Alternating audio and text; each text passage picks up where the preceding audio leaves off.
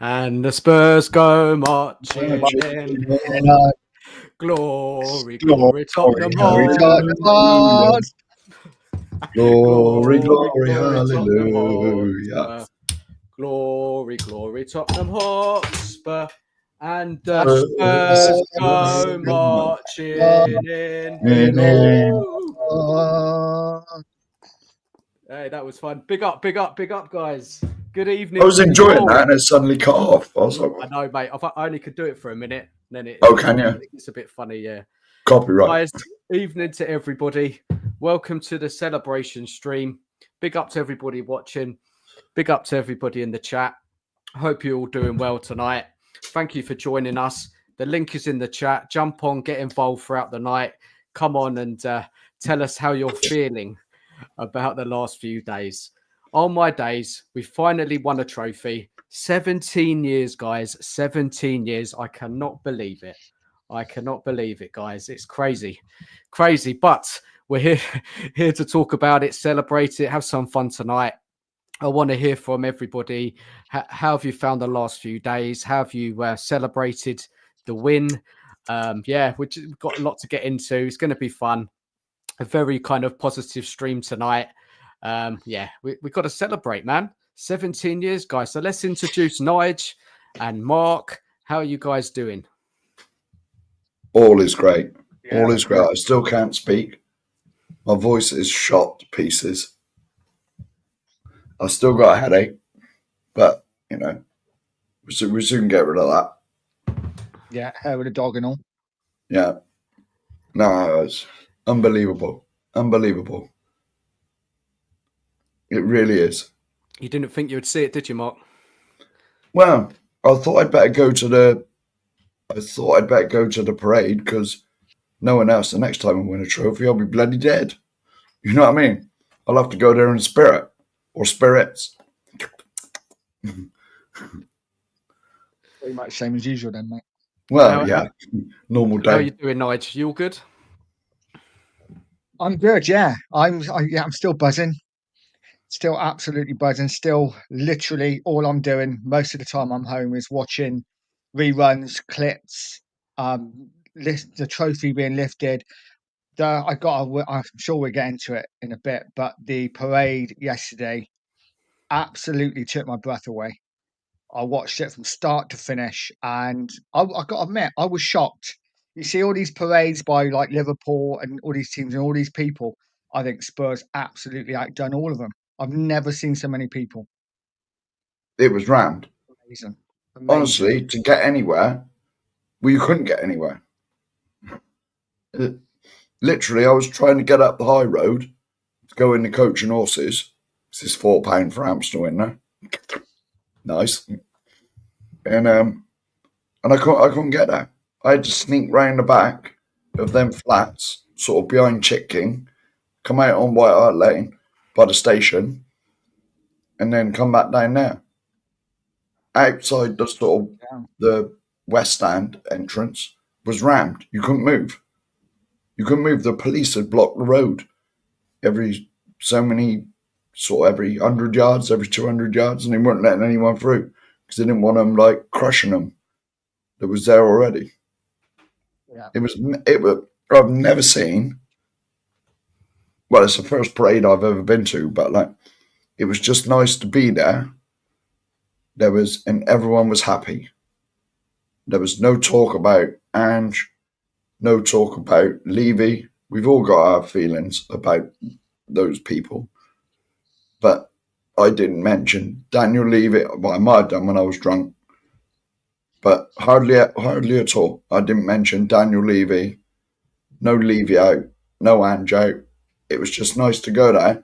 Everyone was smiling. The beer garden in the Coach and Horses was absolutely rocking. People just like singing, constant singing in there. How it used to be at the old White Hart Lane, you know? Just constant. You'd go and you'd get a voice like mine. Couldn't speak. It was brilliant. People were just smiling. Amazing. They were just so happy. But they were smiling and drinking. Fantastic stuff. Let's say a few hellos in the chat. Let's say a few hellos in the chat. Big up, Adrian. Good evening to Nigel and panel. Hope you're good, man. Spurs fans still have that warm glow inside and will take the afterglow into next season. Yes, fantastic times. Possibly. Romero says he loves the club. Interesting. And then we were running late tonight from Nige. Big up, Scott. Big up, Dan and Nige. I hope you both are doing well. Cheers, Scott. Big up, Guy. Hope you're good, man. How you feeling? Still buzzing. Big up, Toxic Headshot. How are you, man? Good to see you here. Big up, Lisa. Big up my favourite Saturday night guys. I'm so happy. Yeah, just so amazing, isn't it? What a last few days we've had. Absolutely crazy. I still have champions hangover. Yeah, it was I was rough the next day, man. All day. I was working, man. Hangover. I was working. What? I was at work Wednesday night. What? You didn't watch it? Of course I did. I had my phone on. Bloody hell, mate. That's a shame, isn't it? You had to watch it on your phone out working. Wait, I say working in inverted commas. Ah, right. So you popped into the pub. No. I was sat in my van. Moving when they told me to. But I just had it on my phone. So at least you had a signal. Well, yeah, we're on the 303 at the moment. That's all right. So just past Stonehenge. And, we're going up towards Andover. And all along there, I know is at least 4G. I got the one spot and it was 5G. That was like, yes. Let's say hello to who else is in here. Got a few more people. Well, you guys are celebrating, man. Look, man, we don't win trophies. This is it. No. We don't win trophies. And that's why we're just, we're really savouring the moment, man. It just doesn't happen. Mark, big up, Mark. It was so great to see Spurs on winning a trophy. I hope it's a stepping stone to get a lot more in the next year, FA Cup or League Cup or European Cup. Yeah, man, we got to keep that feeling going. The club have got to push. Massive opportunity now in the summer. Let's see what they're made of. Text it. You notice I didn't add anything to that. You notice I didn't add anything to that about the club pushing on. My lips are sealed on Mr. Levy and everything else. I'm not talking about any of that. Yeah, we're just talking about the game, our experiences tonight, just all sorts of stuff around the game, winning the trophy, the aftermath of it all of that good stuff. There's plenty of more time to talk about what's going to happen in the summer in future streams. Scott, just waiting until we can get back to normal and hopefully people start having rational thoughts again. That's not tonight, Scott. That's almost positive. That's almost positive from Scott there. Big up, Scott. I know what That's you mean. nearly a positive message, Scott. What's going on? I know what he means. Yeah. But yeah, plenty of more streams for that. All right, gets back to normal in a minute. Big up, Terry. Big up, gents. Sorry. Scott, yes, kind of disappointing that fans have forgotten what really is important. Ange and Levy out, of course. We're not talking about that. It's not the night. Scott's trying to vote me in. Yeah. Glory, Tottenham. I cried when I saw Sonny drop to his knees at the final whistle. It feels so unreal. Listen, I think we all did, didn't we? We all teared up, man. What a moment. I'm so happy for him, man. Finally wins the trophy. Yeah, fantastic stuff. Fair play. In that case, I'll be off. Have a good show. Come back Tuesday, Scott. Tuesday, we're getting down to business. But guys, so look, let's get on into it really. I think we can, let's start off with our kind of match day experience, I think. I mean, we heard a little bit from you, Mark, where you were watching it in your van. Was it your van? Yeah, it's one of them where the board flips up and you can change it around what lane shut. You know the ones I'm on about? They've got the fourfold lights. Yeah. You've seen them if you drive on the road. I'm the pain in the ass that causes traffic jams. Yeah. Everyone drives past and shakes their head at. Yeah, like that when they're going past. Big up still, up the Spurs. Yeah. How's your trip to Bilbao, man? I'm sure you had a fantastic time, man. Just a couple more. Let's just say hello. This is just a kind of happy stream. We're going to get the chat involved throughout the night. Happy days. Big up, Nita. On my days, I only remember I was 60 plus today, aching all over. Went to the parade with some of the kids I used to look after, and I got so emotional. Fantastic. Oh, you was there as well, were you, Nia? That's what it's all about. That's what I was going to say there was 250,000 there, apparently. So I'm sorry I never saw you, but I couldn't meet all of them. There's over 100,000 people there, weren't there? I think 250. So I heard. How much? They're saying, yeah, 250,000. Wow. Throughout the whole high road. I mean, that is the best parade I've ever seen in my life. I know. Honestly, everywhere you wanted to go was rammed. I told you the police, because when the bus come past, the coach, me, Ellie, and Tom 81 followed it down the road a little bit. But it was so rammed in front of the stadium, I thought, I'm not going down there and getting crushed to death. You know? So I sort of stopped and watched it go on in front of me. And I thought, I'll stuff this. I had a beer for like 2 minutes. I thought, I'll go back to the coach. Went back to the coach and horses. The police and that, because I had to cross the road, cross the high road, go round and come in from like the other side of the ground from the coach and horses. Then I met Tom 81. He was sat down on the benches just opposite it. And he said, oh, they won't let me in there now. I said, what do you mean? And he said, they're not letting anyone through. I was furious. I thought, well, that's it then. What's we getting a beer from? let's go. Yeah. Right. But I went over and said, look, I'm only going in the pub. And they said, oh, you can go through then. And so I grabbed Tom and dragged him in. That's because it was his round, I think. No. Big up, Still. He's got his hat on. How are you doing, man? How are you doing? I'm not taking it off. I'm not taking it off. It's not coming off. My days. Mate, you're buzzing, absolutely buzzing still, eh? Mate, they gave me stick. I said in the group chat, there's a Bilbao group chat for everyone that flew out there. I said, I'm bringing this hat. And they go, don't fucking bring that. I said, no.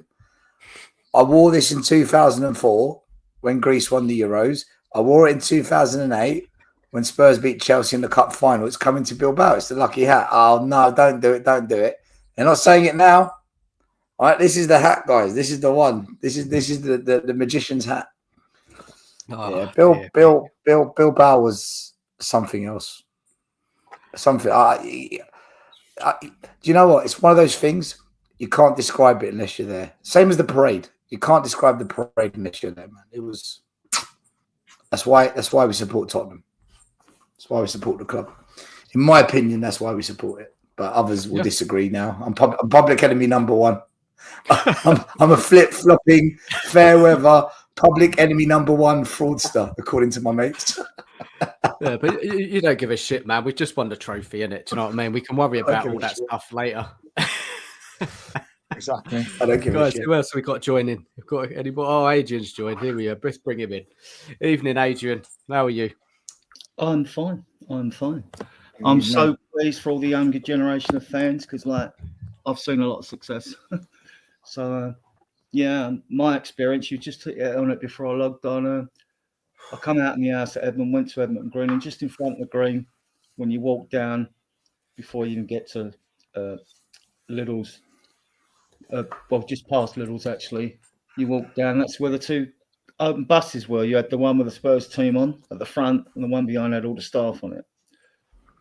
Took a few pictures, but actually, when you go online, you get better pictures, don't you, of other people, to be honest, don't you? You know, it's just a personal thing. So then I walked down to the stadium. But like Mark was saying about not getting through, I got past the coach and horses. I think I probably got about wire line. You just couldn't move. I did leave late. I had no intention of going early. I had other things to do. So I hung around, all the singing and shouting and everything else, like, and they had big TV screens up in the high road for those that couldn't get close, like the massive screen. So No, it was fantastic. I mean, like, we're all still bathing in it, aren't we? And yeah, the media are going to have to find another dog to hit with a stick now, aren't they? You know, they have to pick someone else. And they'll congratulate us with gritted teeth. I love it. I fucking love it. Oh, guys, look, we're just going to talk through the match day experience, but look, everybody watched it in different places. Mark was working and watching it. Stel, you were there. Adrian, where were you?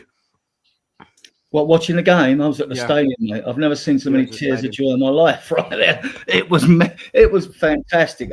And naturally, when we scored the goal, I got absolutely drenched with beer because you know what it's like, and you're allowed to take beer in because there's no for those sort of games. So like, the atmosphere at the stadium was fantastic. It really was, you know. And Nigel, where did you watch it? Were you at home? I watched it at home, yeah. Bought in a takeaway, got a few beers in, but yeah, watched it at home, and I must admit I struggled. The last 5 minutes was a struggle.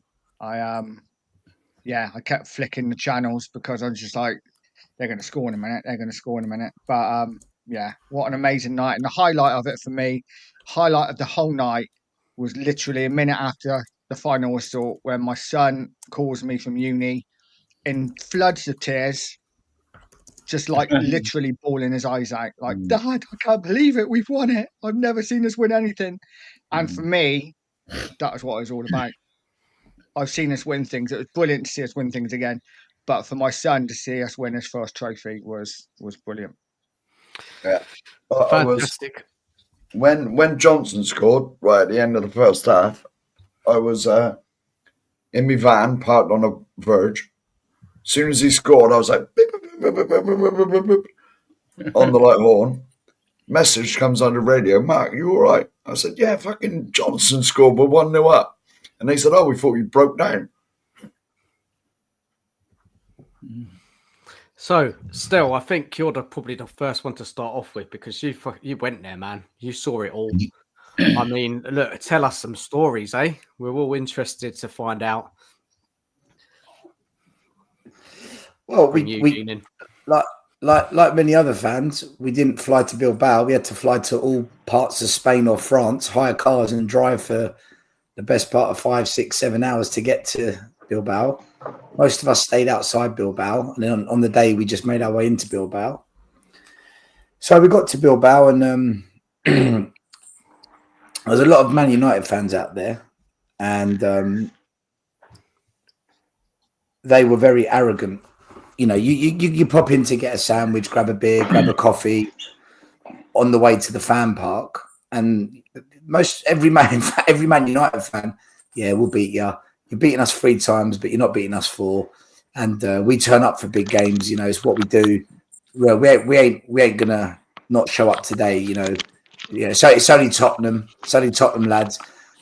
The arrogance, the absolute arrogance. Eugene, is that you eating a packet of crisps or something there, mate? Yeah. Sorry, lads. Sorry, yeah. You're right, Eugene. And they were very arrogant, very, very arrogant. But there he is again. But as the day went on, there was a confidence with the Spurs fan base, and I've written off Ange all season. I said he's a crap manager, crap coach, doesn't develop players defensively, is a naive, tactics are a joke. I don't know what he's doing now. I mean, Ange out, get him out. He's awful. Mason out, everyone out, Lange out, a lot of them. And come the day, though, I knew we were going to win it. I just knew it. I had a gut feeling we're going to do it because I felt it with the Spurs fans. There wasn't a nervousness. It was a very calm, happy. Everyone's there to get behind the team. There was no arguments, no division. The whole Spurs fan base united in Bilbao, I'm telling you. And Bill, did you think that was based on the fact that, for me, I was confident. I felt as confident as when we played the Cup final in 1981. And my confidence, I was nervous as well. Don't get me wrong. You always are when the whistle goes. But because Man United are so poor, and usually when we've met teams in finals recently when we lost, we know they've been better than us before we start and kick the ball. But this game was different. We've beaten them 3 times, and I think that's what. And I wanted the positive vibes. I was loving the positive vibes from Spurs fans because I believe that helps carry you forward, and yeah, I think it was because of that. We were confident we were going to win because we know they've been as crap as we have this season. I think that played into it, definitely. But I think it's chatting to Spurs fans out there. A lot of them went to Madrid. A lot of them went to Real Madrid. To Madrid for the Champions League final. And what they were saying to me was none of them believed that they were going to beat Liverpool. We knew we were going to lose, but we thought maybe there's an off chance we catch them on a bad day. But we all pretty much knew Liverpool would beat us. Whereas we can beat this lot. It's not Liverpool. So maybe that is, we believed because they're shit basically like us. But the thing is, what I was saying to Spurs fans out there, because there's a lot of nervous fans as well, actually. There's not loads, but there was a few. I said, guys, we're going to beat them. We're going to beat them. And I said, I'm the most negative Spurs fan when it comes to this club, right? Because I just don't believe anything anymore. But the bad luck, it has to end at some point. The rot has to stop one day. Everyone that's got bad luck, it has to end one day. We can't have another year of bad luck yet again. At some point, it has to end. Today, it ends. And I started saying that to a lot of Spurs fans out there. And on that basis, I thought, you know what? It's going to end today. And little things started happening that made me realise it's going to happen. The way we marched to the stadium, the chant, it was like an army going to war, man. I'm telling you, it was, we're on our way, Bilbao, we're on our... And it kept going on and on, 10 minutes, 15 minutes, 30 minutes. It was like we're going to battle and we were going to win it. And then all the apartment blocks to the left and right of the walk to the stadium, there was old people with Bilbao flags over their balconies saying, come on, Tottenham, you can do it, Tottenham. And then all the Spurs fans said, we'll win it for you. We'll win it for you. Because Bilbao, they hated Madrid because they knocked them out the last round. So the locals were behind us. And then when we got in and I saw just an ocean of white and all the Spurs fans singing when the Spurs go marching on, and I heard nothing from the United end. And it was like that for 90 minutes. We were the 12th man. Everyone says Liverpool's amazing fans. We were the 12th man. We rocked that stadium. We absolutely shook it, the Spurs faithful, and we got them over the line because the last 30 minutes it was backs to the wall. And I'm telling you, those players, they felt the terraces, and we got them over the line. We were the 12th man. There was one old lady. She had a walking stick, and she was hitting the Man United flags. Get that away! Get that shit away! and it was literally how a football club should be: fans together, fans united, no arguing. Just get behind the fucking team. And in the stadium, you felt it more than anywhere else. And in fact, at the parade yesterday, the same feeling that parade gave fans that were there. Yeah. That's what the stadium was like. It was exactly the same in the stadium. And I'll tell you this, something Adrian just said. This guy contacted me and said, hey, Stel, what's your channel? I heard you're going to be in San Sebastian. I'm going to be out there. By the way, if you're watching this show, Patrick, big up to you and your son, David. This guy broke the bank to get to be there. He had no tickets for the game and he came with his son who was 12. He might not get that moment with his son again. So he did everything he could to make it happen. And I said to him, look, jump in the car with us. We'll take you to Bilbao, right? Because, I had a feeling he might be short of a few bob because of this trip just being bloody difficult. And he did it all for his kid. And then when I got to Bilbao, do you know how many parents with their kids did the same thing? It's a cost of living crisis. And I'm seeing all these parents with kids. And the same thing at the parade. A generation, two decades worth of youngsters haven't seen Spurs win a trophy. And to see all the parents with their kids and have that moment, Iggy with his boy, Panny, on our channel, go watch the moment they had in the stadium. And yeah, I've seen that, so I saw that video. It's just emotional. Yeah.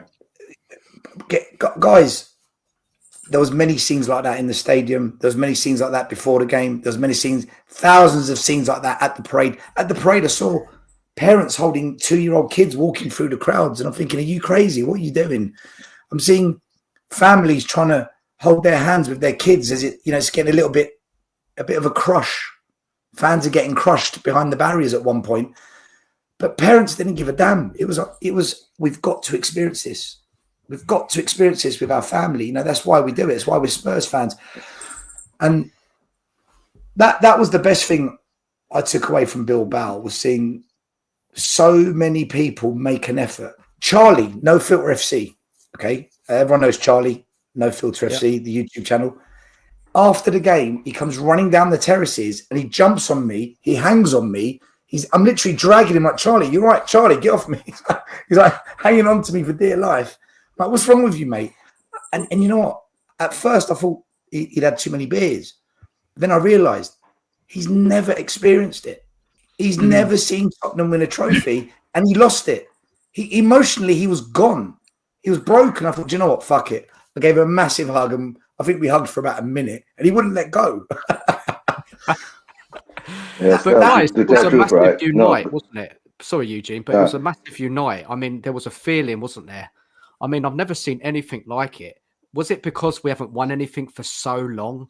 Yes. But it was scenes. Eugene, what's your thoughts on it? How did you guys, we had, right, in the restaurant, if you watch my live feed of that game, of the viewing, right, in Malaysia, I had a young guy, right, in front of me, right. He came with his dad, right. He's never seen us win a trophy, right. When that final whistle blew, right, he was crying. Yes, the emotions were there. Yes, it was. I mean, guys, we Malaysian fans had to get up at be at the venue that we were having that viewing at 2 a.m. in the morning, right? I was there at 1:30 setting things up and all that. 3 a.m., 1:30 in the morning. All the fans in the world, right? All the Spurs fans in the world in all those odd times and hours, right? Coming out and celebrating this. It was a wonderful feeling. 17 years. That's why all I'm going to say now, guys, is, right, we have to stop all this shit that's been going on around all the channels, right? We should just savor this moment, right, until Monday. Leave it until Monday. Then we can dissect and talk about all the other things that we need to talk about. Now is the time that we must enjoy this moment, right? I don't understand what's wrong with most of our fan base who are thinking of other things. Why can't we just enjoy the moment? Live the moment, right? And to tell the truth, I'm in Malaysia, bro. You can say not, right? What time is it now? It's gonna be 4 a.m. with me for me here, right? And I'm hopping on, and I'm trying to tell all the fans out there, we have to stop all these this and that, and the debates that goes on. We should be doing streams about celebration. We should be doing streams about enjoying the moment. Stel, remember what I told you in January? Remember, Ash will not get sacked until he loses the Europa League, right? And he's won it. Guys, he's won it. After the Frankfurt game, we all sat here and we thought we were going to lose the Frankfurt game, right? After the Frankfurt game, I've been saying the league has become preseason friendlies. It doesn't matter. But we kept going on and on and on.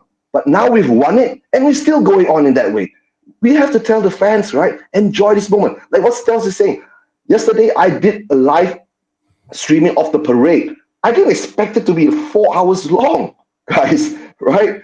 Every moment. And thank you to TJ, right? TJ was bringing me live streams from Edmonton. TJ walked all the way to Edmonton to the stadium, right? Showing me clips of all the people, And TJ was saying the whole amount of fans that were around there, he said at least 300,000, right? And in front of the stadium, 150,000 minimum, packed the space out. And Stel was saying, I mean, the people were all crushing each other, but it was all for the joy, the elation, right? So, guys, we have to move on from this, accept it. And I've been saying, if Ange wins the league, if Ange wins this cup, right, I'll give him time. I'll show him some compassion, give him a bit of leeway, right? whether it's 5-10 games or whatever. But what I'm feeling now is that I feel a bit sad because I don't understand why there's some part of our fan base can't enjoy this.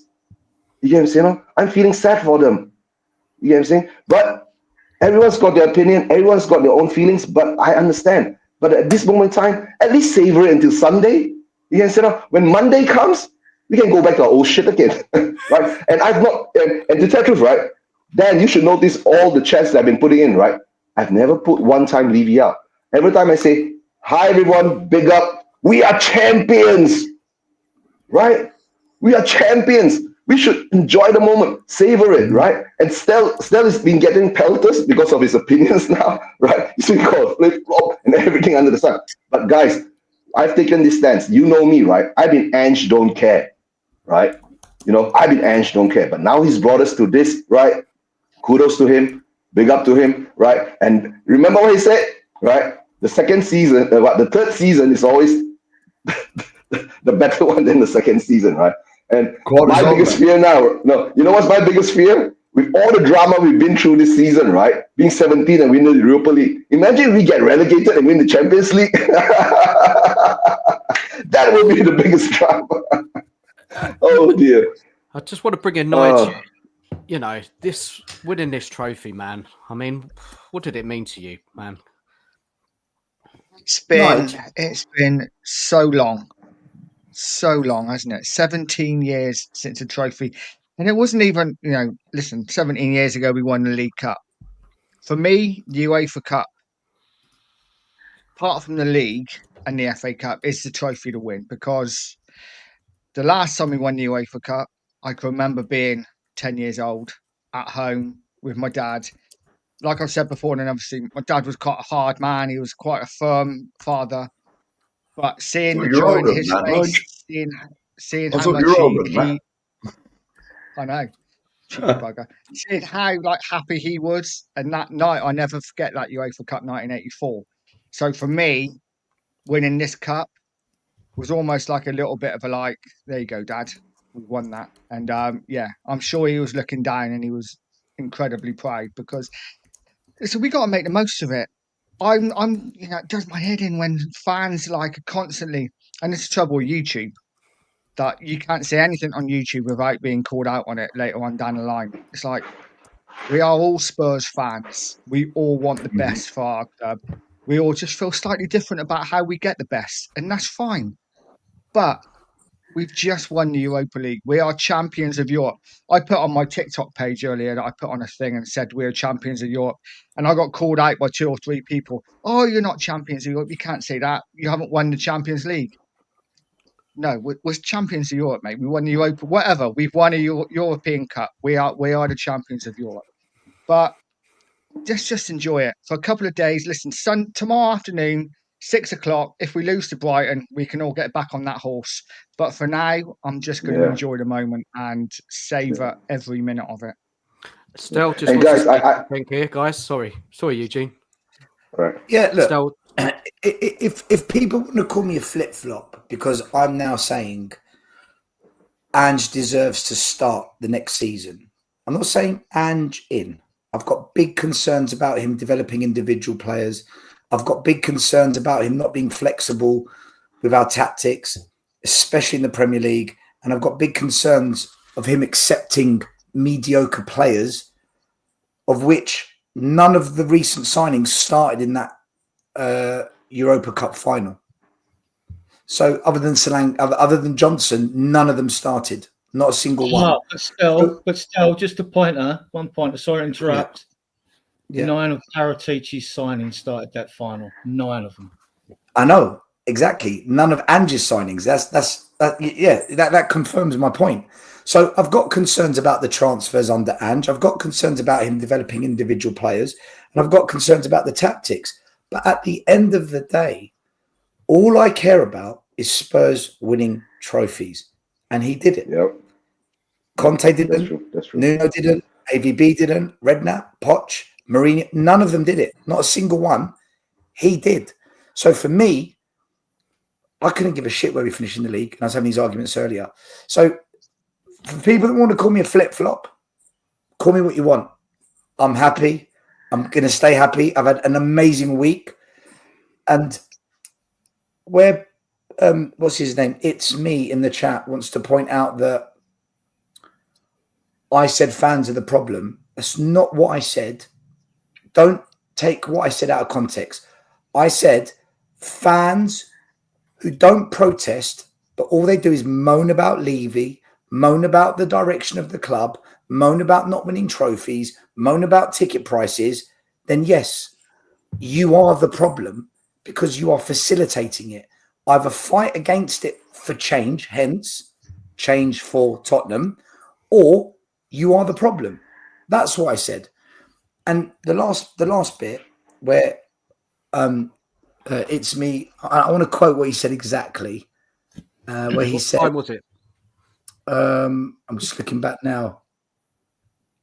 He took something out of context. Right. He just quoted me where he said, "Let's unite and be together." I never said, "Let's unite and be together." What I said was, in Bilbao, in the stadium at White Hart Lane and at the parade, fans united and came together. I never told them to do that. I never said to fans, we must unite and come together. Fans naturally did it. That's what I said. I said fans united and came together, which is what happened in Bilbao.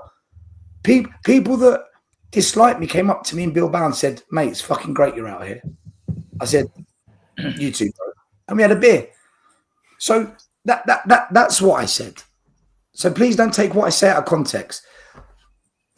Yes, I wanted Ange out. Yes, I wanted Levy out. I still want Levy out because 2 trophies in 25 I don't worry about it. Isn't enough for me. Two trophies in 25 years, guys. It's not enough for me.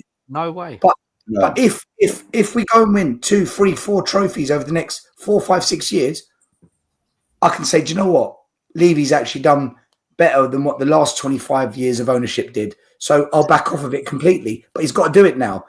And regarding Ange, I'm not Ange in. I've got concerns. But what I'm saying is he proved me wrong by winning that trophy because I said he's not fucking winning anything this bloke. He proved me wrong. I want him to have the start of next season to prove me wrong again. I think he deserves that. That's what I said. So if people have got an issue with that, have whatever issue you want because I'm loving it right now. I love it. Wait, guys. I'm enjoying it. I'm enjoying the moment. It's great. Hold on, guys. And Stel, luckily you didn't take a bet up on this, right? You were smart this time. That's why I don't take bets. I always lose. I remember the last time you took a bet. But guys, to tell the truth, right? I also been asking people, right? When was the last time, the last time we won a trophy in 2008, right? What was the experience? To tell the truth, right? Last time when we won the trophy in 2008, I was drunk out of my mind in a KTV room in Malaysia at 3, 4 a.m. in the morning. This is the only time, right, that I was sober and enjoying it with all the Spurs fans. You get what I'm saying? The love, the feeling, the camaraderie, right? Everyone was hugging everyone. And right, when I was doing my show, when that goal went in, right, everyone jumped up, right? All my equipment on the table fell off. It was pandemonium. And in halftime, we were like having a street party because we were in a restaurant, open air restaurant, right? Everybody at halftime went onto the street to, have their cigarettes, have their chats and all that. We crowded out the street, right? But all I can say now, guys, of course, from Monday onwards, we want to see improvement. We want to see that upgrade. We want to see what Ange can do and all that, right? But all I can say now is, right, savor the moment. We have to savor the moment. We can't devalue our win. You guys know the worst part is that Arsenal is devaluing our win. They're so salty, right? And Stel knows, right? I put it in, and I told him, right? On Tuesday, I went on a Manchester United channel, right? We were cooked, right? But now this coming up this Tuesday, right? I'm going back there. I'm going to cook all of them.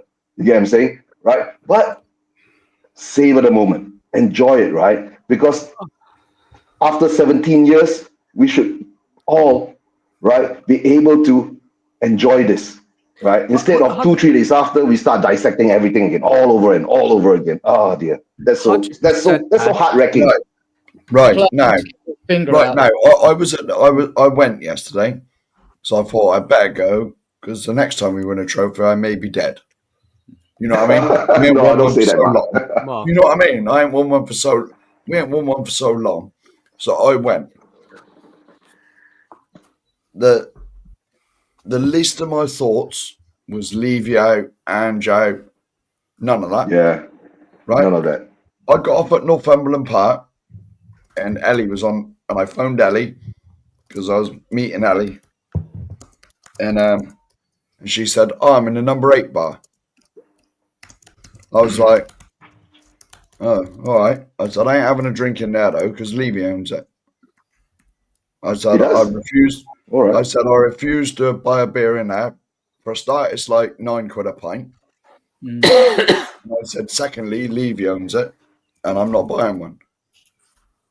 I won't go in there anyway, just because of that reason." And Mark, hang on a minute. But Levy out was the least of my worries. I met Ellie in there, and I said hello to her, and I said, "Right, I'm going up to Coach and Horses now." Right, because that's the pub I like around there. And Amstel's only £4 a pint. Excellent. Right, and so... And Mark, did TJ find you in the end? Hang on a minute. Did TJ find you in the end? No, yes. Did TJ find you in the end? Yes. Yeah, that's good. Because he was looking for you the whole time on live on stream, right? While I was doing the parade yesterday. I told him I was in the Coach and Horses. Yeah. Well, I had 2 or 3 beers with him at the end of the night. That's good. That's good. And I was walking out. I left the number 8 bar, and I walked in front of the West Stand, and I bought a flag, one of the Tottenham flags, and I was walking out the road, and I was crying. The music was pumping. The fans were happy. There was just people coming up, like hugging each other. People I'd never met just come up and bloody hug me, you know? And it was unbelievable. So who did you get a hug from? Anyone nice? Who was that you said before the show, Mark? We met live. Who was it? Oh, Mia. I met Mia in the number 8 bar, and I said, "I'm not staying because I'm not giving Levy my money." That was the only bit of Levy out that come out of me yesterday. And I come out of there, and I was walking towards the Coach and Horses, and the music was pumping, like real boom, boom, boom, boom, and all the fans were singing and shouting, and I just started crying because it's like been so long, and it was such a relief to win something at long last. Yeah, and I promise you, I never spoke about the manager. I never spoke about Daniel Levy. The only time I mentioned him is that I'm not getting a beer in there because Levy owns it. That's the only thing I said. The rest of the time, well, after about 3 hours, I was too pissed to care anyway. But to be honest, it was marvelous. There was kids with vuvuzelas. Like, there was just people. As I walked up the high road towards the Coach and Horses, there was bottles of beer in the road. There was cans everywhere because people were just bringing their own. I mean, I thought that was illegal to drink in the street, but there was like so many thousand doing that they couldn't arrest everybody. It was a party, man. It was a party. Honestly, it's the first time I've been to Tottenham. Well, ever since I used to go to the old Wire Lane, the singing was constant. It's not like the new stadium where it's soulless and it's quiet. Like constant singing, shouting. Oh, Mark, can I ask you a question? Because I'm a bit younger than you and Adrian, right? Maybe you and Adrian can tell me. I'm guessing, right? Because I don't know. that parade, that atmosphere, that vibe, that huge number of fans that came out. Is that what it was like in the 60s, 70s, 50s, 80s at this football club? Is that the kind of vibe? I was at bloody old. the parade. To be honest, older than me. That was like what it was like stood on the shelf. I was 6 years old when I was at the double side parade, and although they estimated anything 100, 150,000 a yesterday, you had more. It was like 250,000 or more. It might have been 300,000 or even more to win the double. And the reason was, I put my finger down to it, the demographics were different then. A lot of people have moved out of Tottenham. Well, I know a lot of people came in for the parade as well. And also, you've got to take it back then. It was black and white tellies. Not everyone had a telly or a fridge or things like that. So, and when you went to the cinema, you queued outside. You queued at Spurs for an FA Cup final ticket, 10 o'clock on a Sunday morning. So people, you didn't have all the entertainment out there now you've got now. So if there was an event, half of London would turn out, basically. And that's why you had more back then. But that's the only reason, really. In my mind, that was the only reason. I mean, I'm in Edmonton in a car park opposite a town, and it's like, and I'm 6 years old, and it's like that everywhere. But it was like that from Edmonton right up. And I used to go up to Tottenham Town almost when I used to finish, and then they'd come back, and then they'd show the cups outside the windows at Warmington House, which was very narrow. Good that they put that big platform up, though. I thought that was excellent because, like, all the players can be seen and sort of seen with the. Yeah, but Adrian, my question is that parade, the atmosphere, the vibe, the emotion, was that what the club used to be like? Let me answer this now. Yes. That's what I'm trying to understand, because I wasn't there back then. Yes, because I used to stand on the shelf in the 80s, and that place was banging. If you want to speak to anybody about stood on the shelf, speak to my partner in crime, Cookie. He was a regular. I only stood on there about 2 or 3 times. And honestly, it was banging. The noise was crazy because of the low roof. But the whole of White Hart Lane, the old ground, was like that. I used to go to White Hart Lane, and I'd come home and my voice would be like this. My voice is gone. I don't know when it's coming back. It's disappeared. You didn't have the health and safety. In the old ground, I've been in there when it's been 65,000 against. Well, yeah, exactly. But that was a big difference. You didn't have all the seatings that you had like in the Paxton or Park Lane. I mean, you had more open terrace and a lot more open terrace, and apart from the Archibald Leach stand, the shelf stand, right? But there was more open terrace than that, and so you could cram more people in. I think we had 76,000 for a game. Believe you me, though, the old White Hart Lane. Adrian, 76,000 in White Hart Lane. Hang on, Eugene. The old White Hart Lane was the complete difference of the new stadium. It was absolute. Every time I went there, even in the 90s when we were fairly crap, right? Well, the mid 90s when we were fairly crap, that stadium used to be rocking, absolutely rocking. And we had an average team. You had sort of one good player, like Ginola or someone like that, or Gareth Bell. They could get you off your seat. But the rest of the team was meh. But the whole stadium. It rocked when it needed to rock, like if you're in cup competitions. But we still. It's completely different than the new one because I've never been to the new one. I've never been to the new stadium, and it's been banging like that. There wasn't. So you didn't have all the entertainment you've got now to distract people, like getting football and things like that. So people went to football, and they would keep going. You still had guaranteed crowds because, like, what else were people going to do on a Saturday or Sunday unless the cricket season was in or something like that? There wasn't. There just wasn't. I'm not being funny, Adrian, but with the old ground, and I'm not being disrespectful to anybody, but it was proper fans that went there. People they weren't tourists that went there. That's what I'm trying to say. Because it was shillings to get in. And when I was at 72 UEFA Cup final ticket was about 7 and 6 or something like that, which would be it'd be about 62.5 pence now, right? Or something to get in a ground. But then you didn't have all that money spent on players, so people went. It was cheap to go to football. I used to go to all the away games as well. I mean, like, it was great, But guys, to tell the truth, right? This win, right, not just only gives the local fans, right, that feeling. It gives us all the international fans that feeling too. And I'm sure there were a hell of Son fans or Spurs fans in Bilbao, right, supporting him and all that, right? That will actually solidify their love for the club. You understand? Winning a trophy with a club, right, actually solidify your love. Why do you think I'm a Spurs fan for 40 years, bro? Right?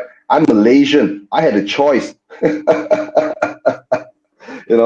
the type of feeling you get, right? And I think the one that hits me the most was the 91 FA Cup, right? Because that had that memory ingrained in my mind when we were watching what called 91 grainy kind of television, right? And that was the only live game that Malaysia used to televise, right? And and when we won it in that kind of fashion, my gosh, Who lifted that? yeah.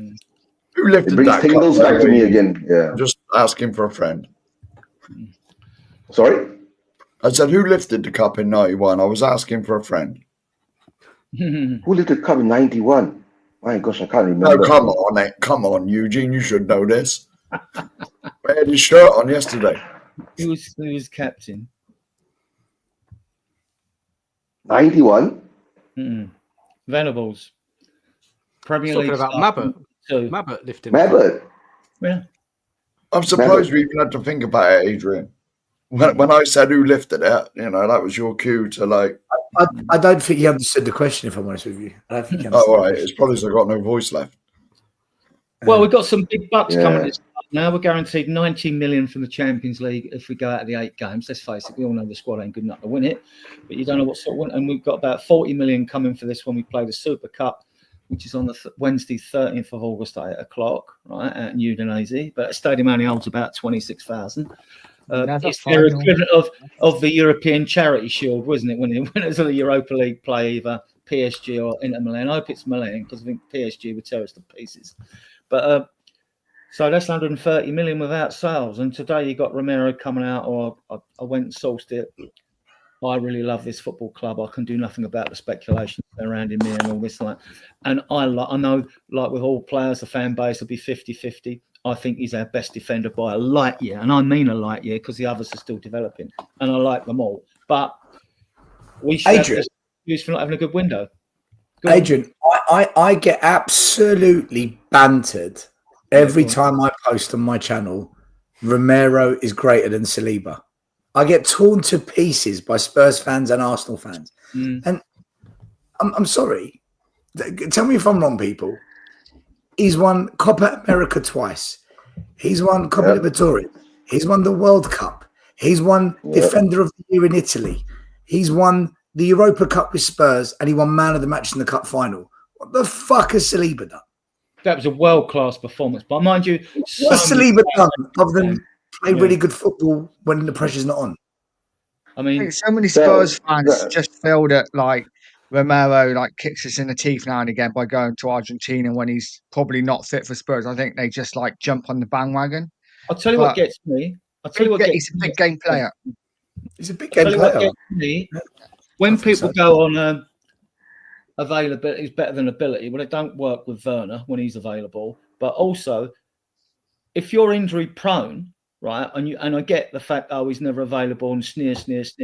But just because you're injury prone doesn't mean say you're a bad footballer. That's got nothing to do with it. It's just unlucky. You've been lucky. You've been injured. Doesn't stop. Where is there a better passing centre back in the Premier League than Christian Romero? There isn't. I don't think there is. But guys, he does switch off at times. I think that's his biggest thing. He does switch off at times. If he can sort that out, it's when you're going to apportion blame this season when we conceded so many goals and so many in penny and not playing a high block and everything like that. The whole defence has been like a sieve. It's very hard. If you had 2 or 3 players playing badly, everyone would direct their guns on them, right? But it's not been. And again, no individual areas all over the pitch we've had this season, and you can't. Again, not so much in Europe because we've been playing differently. So if Ange adapts next season, I think this is what a lot of fans are saying, is that, and I've been Ange out for a long time, and I still am. But my big thing is if he can adapt and play differently in the Premier League, then I think we all know he's staying now. So let's just see what happens. All right, but guys, I'm going to say this, right? Ange can't adapt and play like that in the Premier League. If he does that, right, our fans are going to jump on his back and call him Mourinho, Conte, blah, blah, blah again. Can't you see that? Yeah, but he did it against Brentford when we went there and won 2-0. But he needs to be balanced. That's all. He placed out of West Ham and got a draw with a reserve team, basically, right? So he has done it in the Premier League. He did it away against Frankfurt. But not often enough. Well, I'm still saying in the 54 years I've been alive, Ange is the worst manager I've ever seen. Right, and he's won UEFA Cup. Guys, I didn't want to do that tonight. No, I'm not. No, but we ain't going there. Yeah, we ain't going there. I want to go back to the emotion. What I want to say is, what the club have got to do after bank holiday, Tuesday, we need to know. They need to make a decision. None of this give him 6 months so he does get someone in January. None of that BS. You either decide he's going to be there the whole of next season, or he's gone. Just make the decision. Don't fudge it. You know what I mean? That's what I want to see done. Right? You mean the club, Adrian? Sorry? You mean the club has to make that decision? Well, it needs to be clarified in the press because it's going to. The question's going to. No, that means you're telling. Yeah, that means I'm asking you. Yes, that means the club has to come out and makes this statement and say that we're going to back Ange for one more season. Correct? We need to know however they do it because, he's got. They ain't gonna let us know, right? They threw the Premier. They threw the EPL. They threw the Premier League last season for the Europa League. They didn't let us know. He's got 2 years on his contract. So really, in theory, the club don't have to say nothing. Like you said, well, if no one says anything contrary to it, I'll be at my desk at the beginning of next season. Can I ask a serious question? I don't want to go negative, but how dare you? But yeah, can anyone remember? They're supposed to be celebrating. The last couple of days it's happened. Obviously, we won a trophy. Can anyone remember what's happened in the Premier League? Because who cares? It's all a bit of a blur to me now. I'm just like, we've won a trophy. Can I ask you guys a question? It's a question I asked earlier on. Right? I don't know what every Spurs fan wants. I genuinely mean that. I don't know what every Spurs fan wants. I know what I want. I just want trophies. I don't care where we finish in the league. Here. If we finish second, 17th, same shit. You win nothing. What I don't want is to not be in Europe. I think that's detrimental to our ambitions. So if you're going to finish trophyless, at least finish in that top 7 so you've got Europe. Yeah. But if you do win a trophy, I don't care where we finish, because a trophy, not only is it silverware, it's a back door into Europe. So you look at Arsenal, they finished second, we finished 17th. We're both in the Champions League, but we've got a European trophy in the cabinet. They've got nothing. I'd rather be Spurs. But there's some fans that would rather be Arsenal because that's progress. They're going in the right direction. So what is it as Spurs fans that you want? Because I asked a question earlier to some fans, and I said, so if respect is where you finish in the league, and my argument was respect is winning trophies, not your league position. If we finish 17th next season, but we won the Champions League, a big if, because who the fuck finishes 17th and wins the Champions League, right? But if that was the case, let's say we finished bottom half of the table, 10th, 11th, 12th, but we won the Champions League. So a disrespectful position in the league, but we won the Champions League. Would you take that? Because some fans said no. Right, Stal. I'll take it. In my opinion, with the financial might that we've got and the dynasty that Mr. Levy has built with all the money coming in, I think we should expect both. We should expect trophies and finish in the top 4, top 6. What manager's done that in the last 25 years? Well, none. Guys, can I go first? Right before let me finish off. You want? Let me answer Stel's question. Mark, what you want? I don't know if it's possible under this ownership, the way they run it. No. Nor do I. That will never happen. We know that under Levy, we ain't going to challenge for the league, right? But with all that we got, we should be doing that. But it's whether Mr. Levy will stick his hand in his pocket and act like a proper football chairman, and so we can have it all. But we're not going on to Levy. So what's your answer to the question? 12th and a Champions League or not? Yes. Okay, I'm going to answer Stel's question. Yes. Finishing second and trophyless. We got to take the trophy, haven't we? Yeah, as a fan. Yeah, that's what sport's all about, winning trophies. I've got a taste for it now. I want more. Yeah. After Thursday, I want Wednesday, I want more. Yeah. I want the Premier League. I've been saying I want the Premier League, right? So yeah. Most important is the Premier League. But guys, can I let me finish, and I need to go because it's going to be 4:30 a.m. here in Malaysia, right? Stel, right? You're wrong, right? We've got a trophy in our cabinet, right? Arsenal's got bottles and salt in their cabinet. That's all. I got to say that, right? Am I correct? Right? Am I correct? Right? And of course, I'll take that. Right? Stel, you know me, right? I'm the most radical Spurs fan here, right? I've said it, right? I'll take relegation and a trophy this season. I've said it on the channel before. Remember? Right? If you give me next season, the drama turns out to be, right, we get relegated and win the Champions League, I'll take it too, bro. Right? But guys, nice meeting up with you, Stel, again. Long time no see. Adrian, big up. Hope you're doing well. Mark, I'll catch up with you guys later. Nige, right? And Dan, hope you guys have a great show. Please remember, savor the moment, right? Savor the moment, right? We are champions. When Monday comes, then we'll see what happens, right? We are champions. That's all I'm going to say. Right. Let's look forward positively. We've got my match with 130 million. Right? We've got 130 million. Now, I'm saying now Romero stays, right? You'd still get 25 million for Basuma. I want him out. He said he wants to show us the real Basuma. To me, I don't want you. You've had all season to show us what you've got. You had it last year, towards the end of last year as well. So don't want you. Richie goes as well. I still think you're getting 40, 45 Richie, not because he's worth that amount of money. It's because there's no number 9s out there. The likes of Everton, Calvert-Lewin's going, someone's going to want to buy him. Whether it be a Brighton who've got an old striker, ex-Arsenal, Man United striker up front or something, they would do business. So you can bring in that. You're going to get, Marseille got to pay the 8.5 million for Højbjerg because they couldn't do it early because of the PSR requirements. Then you're probably going to get 5 or 8 mil for Gil. So what's that? You're getting the 40, 60 onto the 130. Guys, we've got 200 mil to spend. We'll have 200 million to spend. I want Adrian, Levy says we employed 10 youngsters. Adrian, Levy's saying, we've got no money, we've got to sell to buy and all of this. So is that what you're saying, yeah? Well, we know the Champions League's been a game changer. Because if he's saying we've got to sell to buy, that's before we know in the Champions League got them 8 games and guaranteed 90 million. So, all right, we might have dropped off a bit and lost a bit of revenue, but we only lost by not being in. We only lost about 25 mil, I think, when I was doing the maths.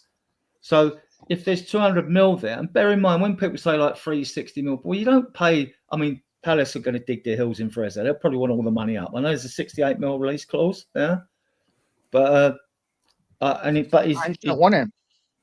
Well, the thing is, we reckon we'd get him for about 50 because of the length of his contract now.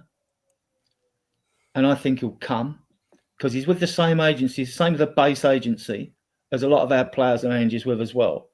So he's been well tapped up, let's be fair, right?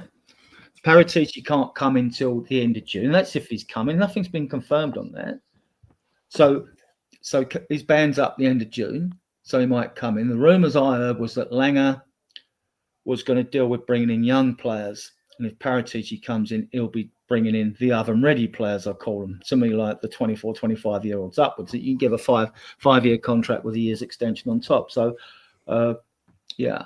So we got 200 million, guys. Who are you buying? What positions are we filling? We'll have some fun with this. I'll be honest, with 200 million. You guys answer the question first. Would you take 12th Champions League? Yes. I'd take 17th in the Champions League if we won it. What about Adrian and Dan? But the question still, what was it? It was like, what do we expect as Spurs fans, yeah? What do you want as a Spurs fan? Yeah. What do you want? What do I want? I want to win trophies. I want to be competitive season in, season out. Mm-hmm. I don't want what I've seen this season in the league. No. The thing is, still, we don't know. We don't, for your 12th and your question, to add a bit more fun to the theory, we don't know if that would be 12th under Ange or 12th under a new manager. And then our fan base would be going mental. I should imagine half of them would be going mental. Like in general, if it's not about trophies, what is it about? Because if you finish doing because Ange in his press conference, right? It's always about trophies. What did Blanchflower say, Nicholson? The game is about glory. It's all about trophies with Spurs fans. Always about trophies. But there's a lot of Spurs fans now. The word glory means top 4. The word glory means competing, even if you don't win. The word glory in the mindsets of a lot of Spurs fans changed. Like, I am one of those fans that will gladly take a stinky 30% possession, 1-0 win for 10 months if we win the Premier League. I'll take it. I'll love it as well. But for a lot of fans, they'll hound the manager out. This is shit. So I don't know what fans want. That's why I'm asking, because I think we're all different on this. Still, this was a fine line, wasn't it? You know, that game could have gone either way, right? Couldn't it? And imagine, I don't think we can do that again. That fight, everything was going on this trophy, and it could have gone the other way, and then everything would have been a complete disaster. As a club, we should never be put in that position. But Dan, the killer on this point, you should listen to Steve. No, you're right. You are right. Back to Mabbotts and all that, right? He said we had the mentality. We just knew how to get it over the line. We could get it over the line. Now, we haven't seen that in the few semi-finals, the odd finals we've lost. We haven't seen that. It's belief as well as mentality. You imagine these players now going into the next season. These kids, all right, you may scoff at Werner walking away with a medal or someone like that. But a JE and even the others, the young kids, they're all going to get a medal. I think it's 50 medals. Some of the staff might get medals as well, right? So you think what it does for them young kids. Mikey Moore to pick up he was 17 in August and he's got a UEFA Cup winner's medal, right? I mean, you think what it does to that player's development. Still, you're a coach, you know. I mean, like, this is phenomenal what some of these kids to start your career by winning and getting a medal. Just be very early in your career. And this is a very young Spurs side that could easily kick on. And we know they can perform so much better than the league position this year. Because even someone like Johnson, who scored the winner or didn't, you know, he's been put down as the winning goal. You know, the goal scoring winner of the Europa League. He's going to go down in history. Now, what kind of player are we going to see from him now next season? We might see a totally different again, player. I've got something to say about that. I've got something to say. Again, ole. You know what? I've been criticised. Johnson again. That's why my voice is gone. I was singing it so loud outside the coach and horses. Guys, with Johnson, right, I've been very critical of him, because he scores goals, but he doesn't do a lot else to impact a game. I mean, scoring goals is important, but I wanted to see him do it in a clutch moment, and he's done it. So fair play to him. Fair play to the guy. And a lot of the work rate. I mean, you played very well. The other game where he played really well was against Man City in the cup, and he didn't score in that game. But you can't tell me, even still as a coach, couldn't tell me that those wingers ain't told to stay out there.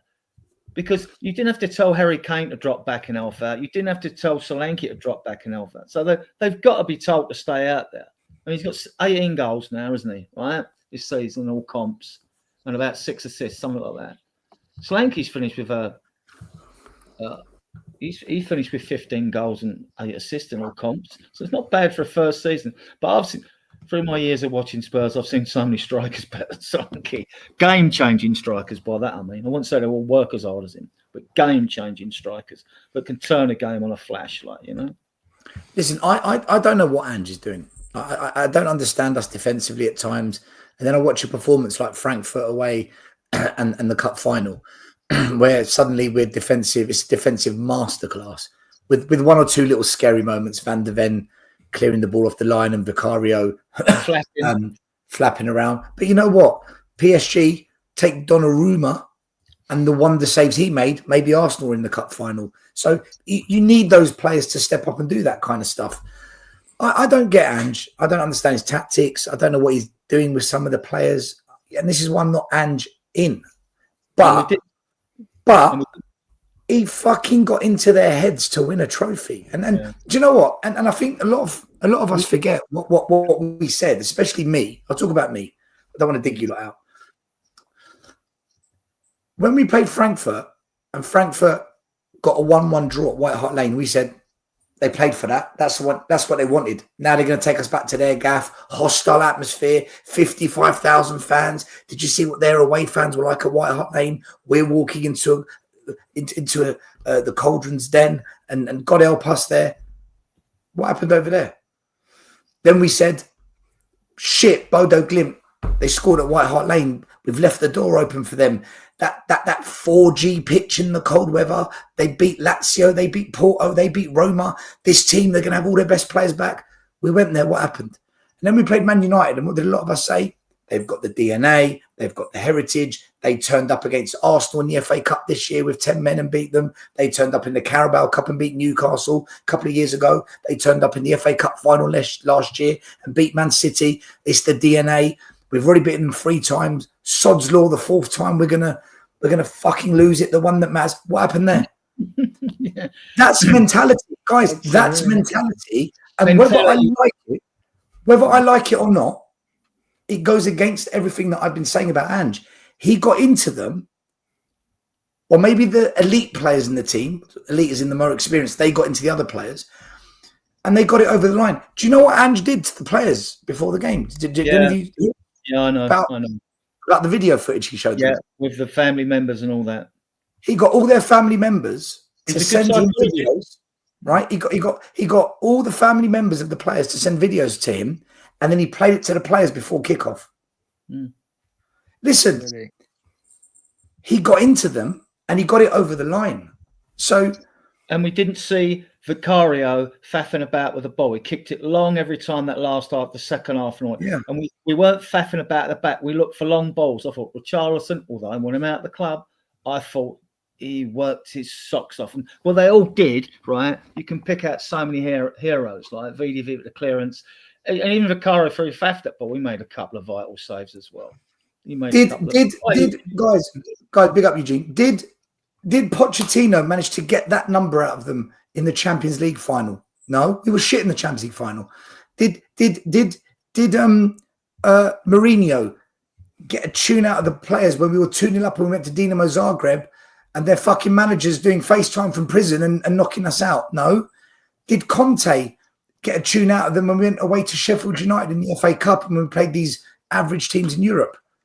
When we played Milan at White Hart Lane? No. Yeah, but there's a reason behind that as well. Ange got a tune out of them, guys. Yeah. He got a tune out of them. I'm not saying Conte's shit. He's just won Scudetto, right? He's elite. He's elite. But Ange did it at Spurs when no one else could. You look at the difference in man management. Although people can't question Conte and Mourinho's records, but you can question their management because they're more like managers who throw players under the bus. They're not the sort of managers that do it and what you've just espoused about. So they're not the type of managers that do that. And I think, and a lot of players under those managers played in fear, not with Ange. Ange has protected this squad all the way through. He's took all the flack on himself, right? Absorbed it all, right? And he's not Conte and Mourinho. And I think the players responded. And I think he's very good psychologically with the players as well. Now, is he a good manager? Well, first season 5th, this season 17th, shit in the league. He's not clueless though. You're not in the game 26 years. You're not clueless. I don't know, but I think he deserves next season.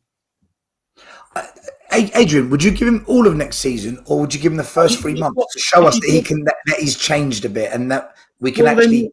And if it didn't work out for him, you're doing a reset again, and we're back where we started. And we've got to look for another manager or let coach take it. You either believe he can improve on this season in the league, right? Give him next season, or just sack him. Don't fudge it. We don't want to go halfway again, because this is typical Tottenham. We do things halfways by half measures, and like, if you don't want him, because it's not, we can only speculate about it. We're not going to make the decision. So, but if you don't want him, if Paratici doesn't want him, if Paratici's coming in at the end of June officially, although he's worked as a consultant for us, then and he don't want him, or he's got someone lined up, then well, the next manager come in, he's got the pressure of the last manager's won a trophy. Right, so if by end of October we're 16th in a relegation fight, you would say give him the season. We won't be though. That's not going to happen. Hold on, this is what they said about Ten Hag. That won't happen now. Not with the belief going into the next season. Do you know what? This is Daniel Levy's biggest decision. He made a massive call to not sack Ange in January, February, March when everyone was calling for it, and Levy never sticks by anyone who falls out of Europe in the league. Right? That was a massive call Levy made. This is his next biggest call. Do I stick with Ange or not? And Di Matteo got the sack after winning the FA Cup and the Champions League at Chelsea. So I get the angles of other clubs, but we've had a whole different philosophy around us because we haven't won something for years. And the other thing you have to take in consideration, question for you all, if Ange is sacked, how do you think that's going to affect squad morale going to next season? Well, this is why. See, that's why I said he deserves to start next season, because this is what I was trying to argue with Saviour and Dan and others earlier. The current mood. Yeah. Sorry, guys. I did want to go there tonight, but it's impossible not to, right? So I'll be really going to do this. It never goes to plan on YouTube, Dan. You know that. It never goes to plan on YouTube. I didn't want to get involved in all that kind of Ange in, Ange out stuff, but I have to have my say now because, you know, let's not spend too long on it because I want to go back to the kind of emotion. But for me, I think Alex is here. Let's bring Alex. Alex has been listening in, I'm sure. Box office. Yeah, no, it's brought it. Oh, he's gone. But Oh. Yeah, everything is so confusing. Yeah. Everything is so confusing. Like so I was watching. Big up Eugene, by the way. Thanks for joining us. Big up. Thanks everybody. I was watching that Sava stream with Sean and Stel. It's like I agree with everybody. I don't know how that's possible. You know me. I was engine, then it was Angel. Like I just have no idea what to think. I just want to say I saw my teams, my like NBA, whatever, win 7 championships. I have never cried ever. When we won, I teared up. When I saw Sonny cry, I broke down. It was insane. I don't know where that came from, so just as Stel was saying before, just given that Ange gave us that experience, how do you sack him? Like, on the other hand, when Ange said that he made a decision in January that league doesn't matter, if I believe him, which is, fair play, why didn't he then play Archie Gray the 6? Why didn't he then play Mikey Moore? Like, I can see both sides, right? There are certain decisions that baffle me. For me, and Stel, I posted you that question in the chat. For example, I know maybe I'm American, so the approach is not the same. But for me, for example, the Carabao Cup is not the same as a European Cup. So for me, I want us, like, I would take this one season of 17th and a trophy, no doubt. I was one of the fans said, I don't care if we finish last, I want to see a trophy. But if we consider us as a big club, even if we don't win every year, I want us to compete with the big boys, like, even if we fail. And is Ange that guy? I haven't seen the evidence. So I'm torn. Based on meritocracy, he earned the right to stay. But is he the right person? I doubt it. Guys, I've got major concerns. I don't know what to think, to be honest. I've got major concerns. Didn't Pep Guardiola win 5 Carabao Cups at Man City, though? Yeah, no, but I'm saying to you, Stel, for example, a question to you. Does the Carabao Cup, are you willing, let's say, if we win Carabao Cups and finish outside of Europe, like, does that cup carry the same weight as competing in Champions League? Like, I'm not sure what to think. For me, a European Cup is a big deal. I'll be really quick. English I can answer this super quick because I know Dan wants to speak. For me, if we won the Carabao Cup and finished low in the league, I'd have massive concerns. And I'll tell you why. Because the Carabao, this season, and January, February, March, April, fuck the league. Europa Cup. So rotate, rest. Don't rush players back. We paid the price. The Carabao Cup final is in February. So if you finish low in the league end of May, what the hell have you done in March, April and May? What have you done there? So I think it's the sequencing, isn't it? I don't understand how you can win a Carabao Cup and then finish low in the league, because those last 3 months means you've completely capitulated. Whereas the excuse at the moment, or the justification, is we rotate 8 players every week, but we did it to win the Europa Cup and be in the Champions League and give you that day out. So that's a difficult question. I would struggle. If we finished low in the league, but won the Carabao Cup, because that wouldn't make sense to me. Whereas this, the sum adds up. But you answer your own questions, though, because if we won the Europa League and if we'd won the Carabao Cup and we weren't in the Europa League, there wouldn't be a fall off, because we wouldn't be making so many changes in the team selection, because we'd won a trophy and we'd still have 3 months to go. So I don't think that would be. I don't think that would happen. True. Look, I would take finishing 10th if we won the FA Cup. If we finish 10th and won the FA Cup or 12th, I'd take that all day long. I know a lot of fans wouldn't know. I know a lot of fans say no. We will do a lot better in the league next year. It'd be hard not to. And I think, and we know even now, because we don't know what we're going to get in the transfer window, we know now, as we stand, our best chance is nicking both the domestic cups, because we know now we are not winning the European Champions League, right, with this squad now. We need upgrades, and we're not winning. Yeah, but season 3 is better than season 2, mate. Don't say that. Well, it will be. Well, if he wins both domestic cups, it will be, won't it? It will be. I'd take the FA Cup and the League Cup next season. Yeah, I think they're our best chances, and like there are best chances, but we don't know. We might get some really good signings in and hit some amazing form, which I'm always a believer. I'm always a hope person. Right? So. Oh, guys, big up Alex for joining. Hope you're good, man. Yeah, buddy. I just wanted to say something. I don't want to spend too long on it because I wanted to focus on the glorious night. But look, I have major concerns if Ange is still in this job come the new season because I see him. I can't see he hasn't got it right. The balance between attack and defending. It's so one way, isn't it? With him, it's either one way or the other way. And I worry, I really do, but I want to leave that argument for another day, to be honest. Guys, of course, anyone can add anything. Alex, what's brought you on? What do you want to talk about? Listen, people know what I feel already. I'm not going to go on about it. I've said my piece on my channel. I've given credit. I'm not going to go on about it because I feel still on what he feels. And to be honest with you now, I understand why he feels because he says about the trophy thing. But yeah, I agree. I'm like I say, it's a great achievement. Yesterday was great, even though it was really busy. Got to be honest, and a bit too much. But then that's crowds for you, and that's it for me. But yeah, I don't want to say any more because I said my piece. Yeah, and yeah. And that's it for me. Did it touch you, Alex, winning that trophy? Did it touch you? No. No. Listen. I'm not dismissing the Europa League. Brilliant.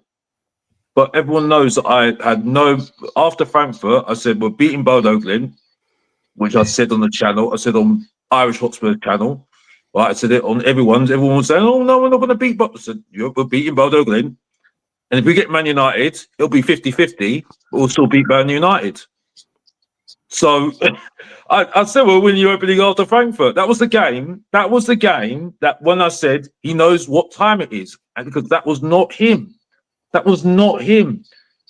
You know what I mean? His coaching staff told us to go, and I told people that he was going to go to a back three towards the end of that match.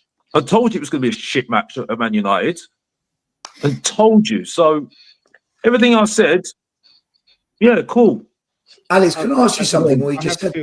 But I understand where it's still coming from because you pride yourself on trophies, but the 17th in the league and what he said before. Sorry, but that's what I'll say because I would have to spit still because still me and him have been arguing and that's it. No, we've been debating this for yesterday and today. And to be fair, still give me a good go. No, yeah. But it's Alex, I want to ask you something. Right? You said the coaches told him what to do, right?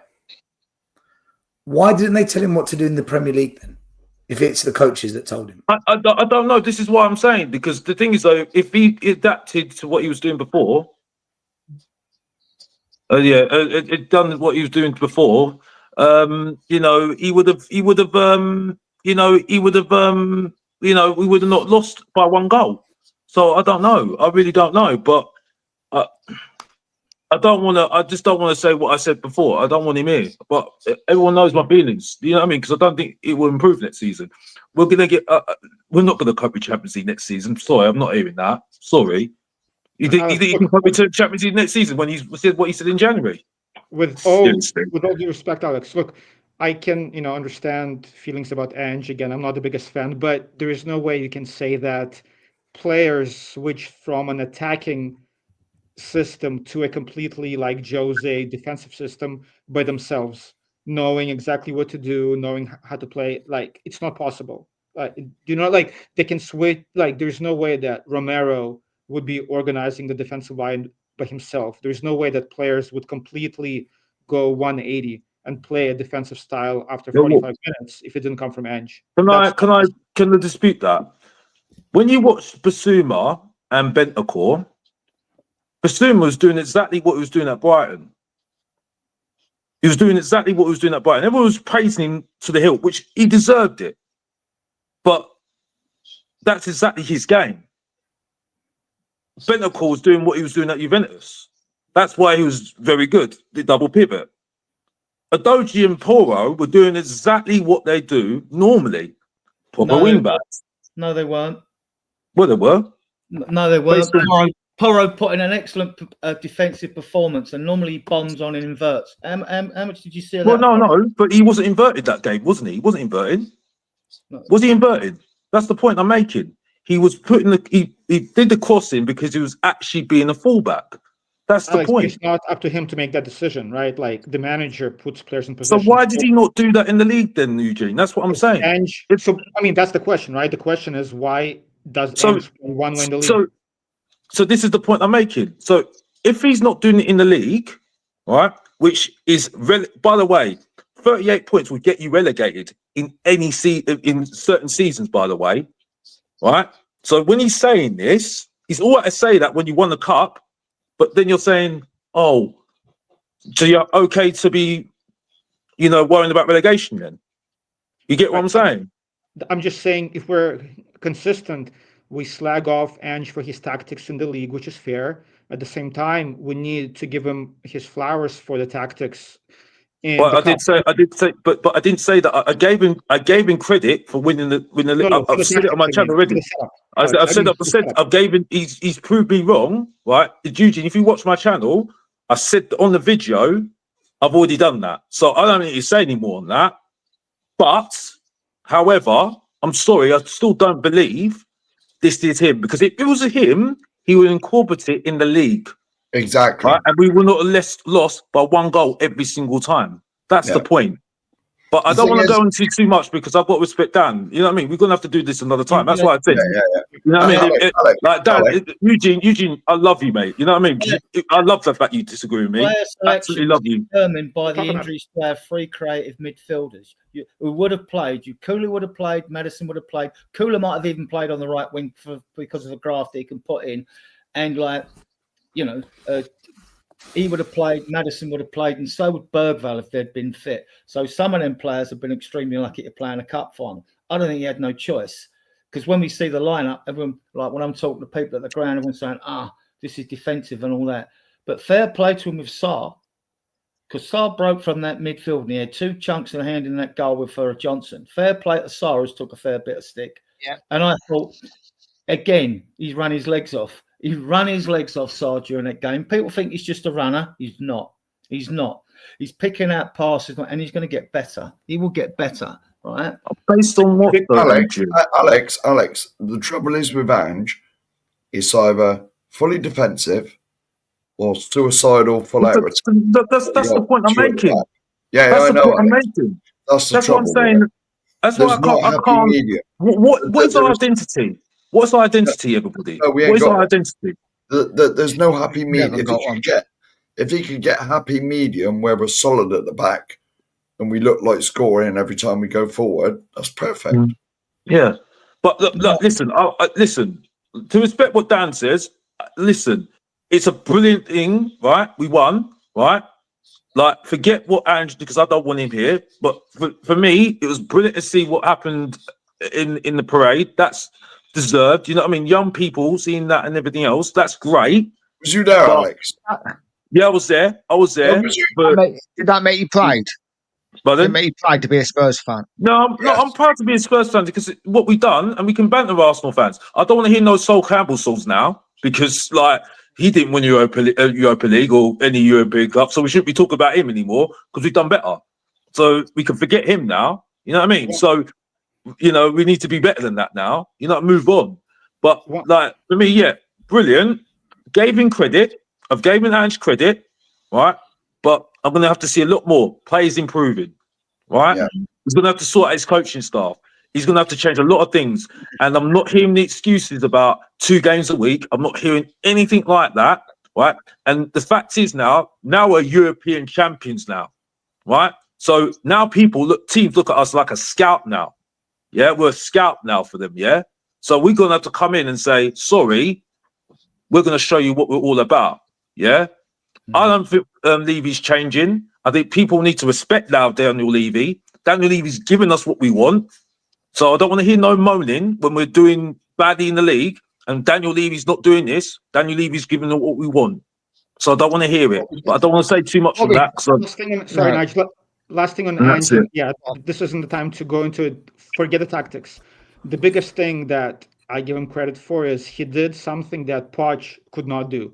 I was concerned and afraid that Ange is going to start Son for sentimental reasons, just like Poch did with Kane. And just him having balls to say, hey, Son, you're captain, but I'm going to start Richarlison because he's going to help me on the defensive end against Ahmad. That took a lot of guts. And again, this is something that Poch could not do, which might have cost us the final against Liverpool. So for that, that's a big call. And I respect him for that. That was a huge call in my mind. And it was a tough call. Yeah. What we can't do as a fan base and as a club now is say, right, we've won that trophy, and then rest on our laurels. Now we have to push on. I want to see us win a trophy every year now. I've got the taste. I don't know what you guys feel. I've got the taste for it now.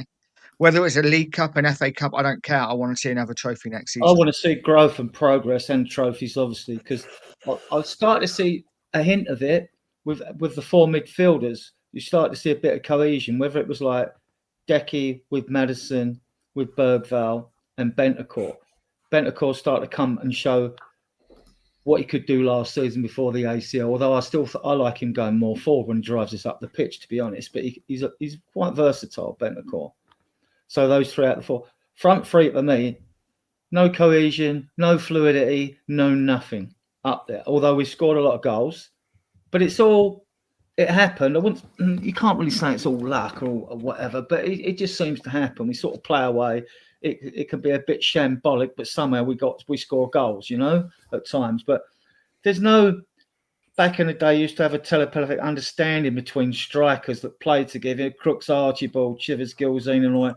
You just haven't got this in this team. It isn't there at all. And we're questioning our wingers they're not oven ready, right? Potential, but they're not oven ready. And again, but there's potential there, So yeah, with me, it's just.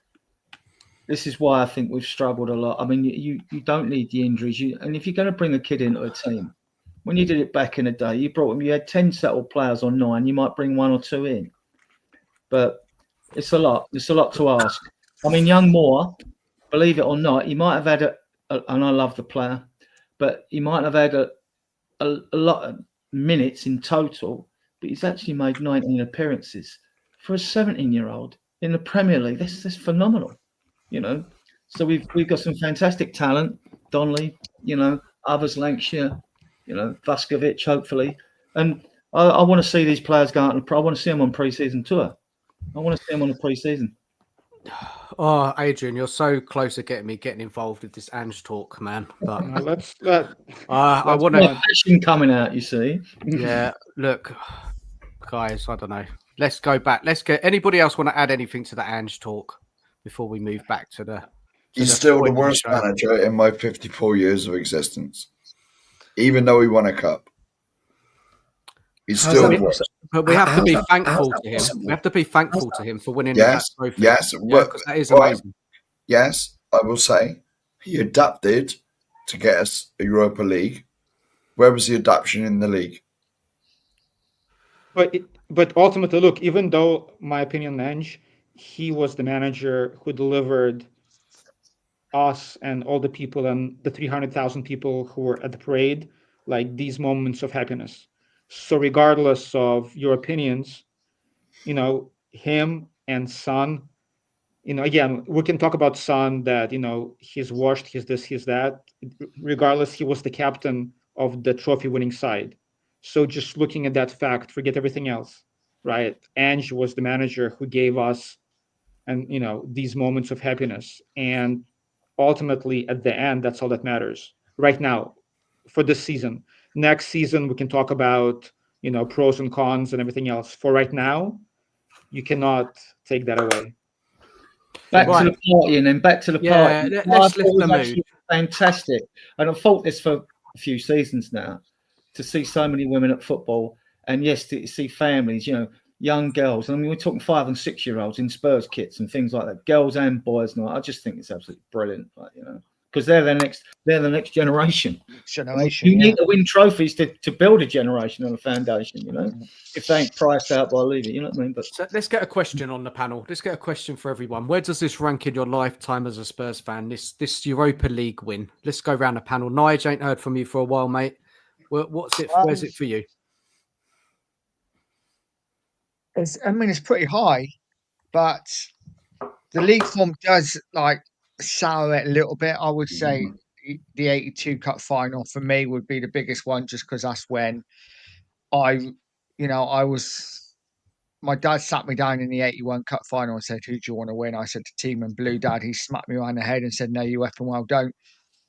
But I can't really remember that final. The 82 Cup final was the one I remember as if it was yesterday. I can remember going to my nan's and watching the build-up. So for the 82 Cup final will never be beat for me. But this was pretty high up there. I got to say, this is pretty high up there. I don't know whether it's simply, like I say, because it's been 17 years or because it is UEFA Cup. As I said earlier, I think the UEFA Cup is a special cup for me. And I know it's Europa League now, but it's always going to be the UEFA Cup, in my opinion. But yeah, it's pretty high. Pretty high. Okay. Mark? Oh, it is up there. It is up there. Well, the best feeling for me was 91. I'm not telling my personal story again. You've heard it a million times. But 91 for me is the pinnacle. Just for who lifted it. Just for who lifted the cup that year. But this is probably, let's face it, this is a major European competition. All right, people say it's the second one. No, bollocks. It is major. It's a European trophy. I've only seen 2 of them in my lifetime. I remember sitting down watching 84. Tony Parks with a save and all that. Does this top it, Mark, for you, this one? No. My best memory is the 91 final for obvious reasons. Then it's probably 84. But because what Nige said, we've been that dreadful in the league, and we've all been on the manager's back. Well, some of us have. And I've already said he's the worst manager I've ever seen in my lifetime.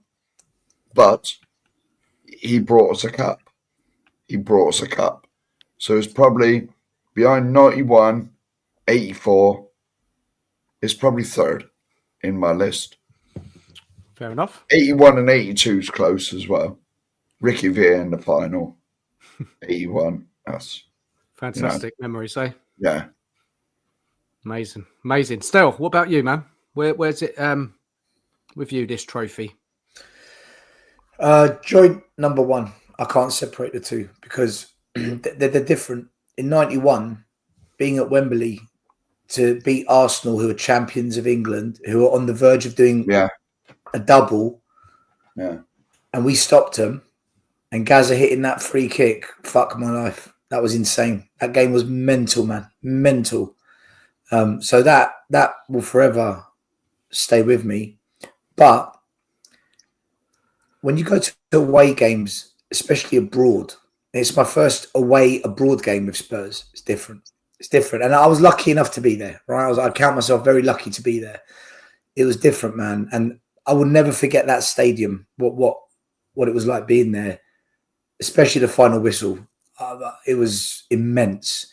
So 2 very different. I can't separate them. They're joint number one. If I had to really pick one, if I was really pushed, I'd say Bilbao. But that's you put a gun to my head, pick one or you die. I'd say Bilbao. Why though? Because I'm old enough more to appreciate it. I was 13. I was 12 years old, sorry. Was I 13? I can't remember. I was a young teenager. I had to go with friends and family and school teachers. I went on my own with my boys, to this game. And when you're an adult, it's different. You can drink beer, you can party, you can sing, you can lead the chants. It's you can give some shit to the Man United fans in the street after the game. Yeah. Bilbao.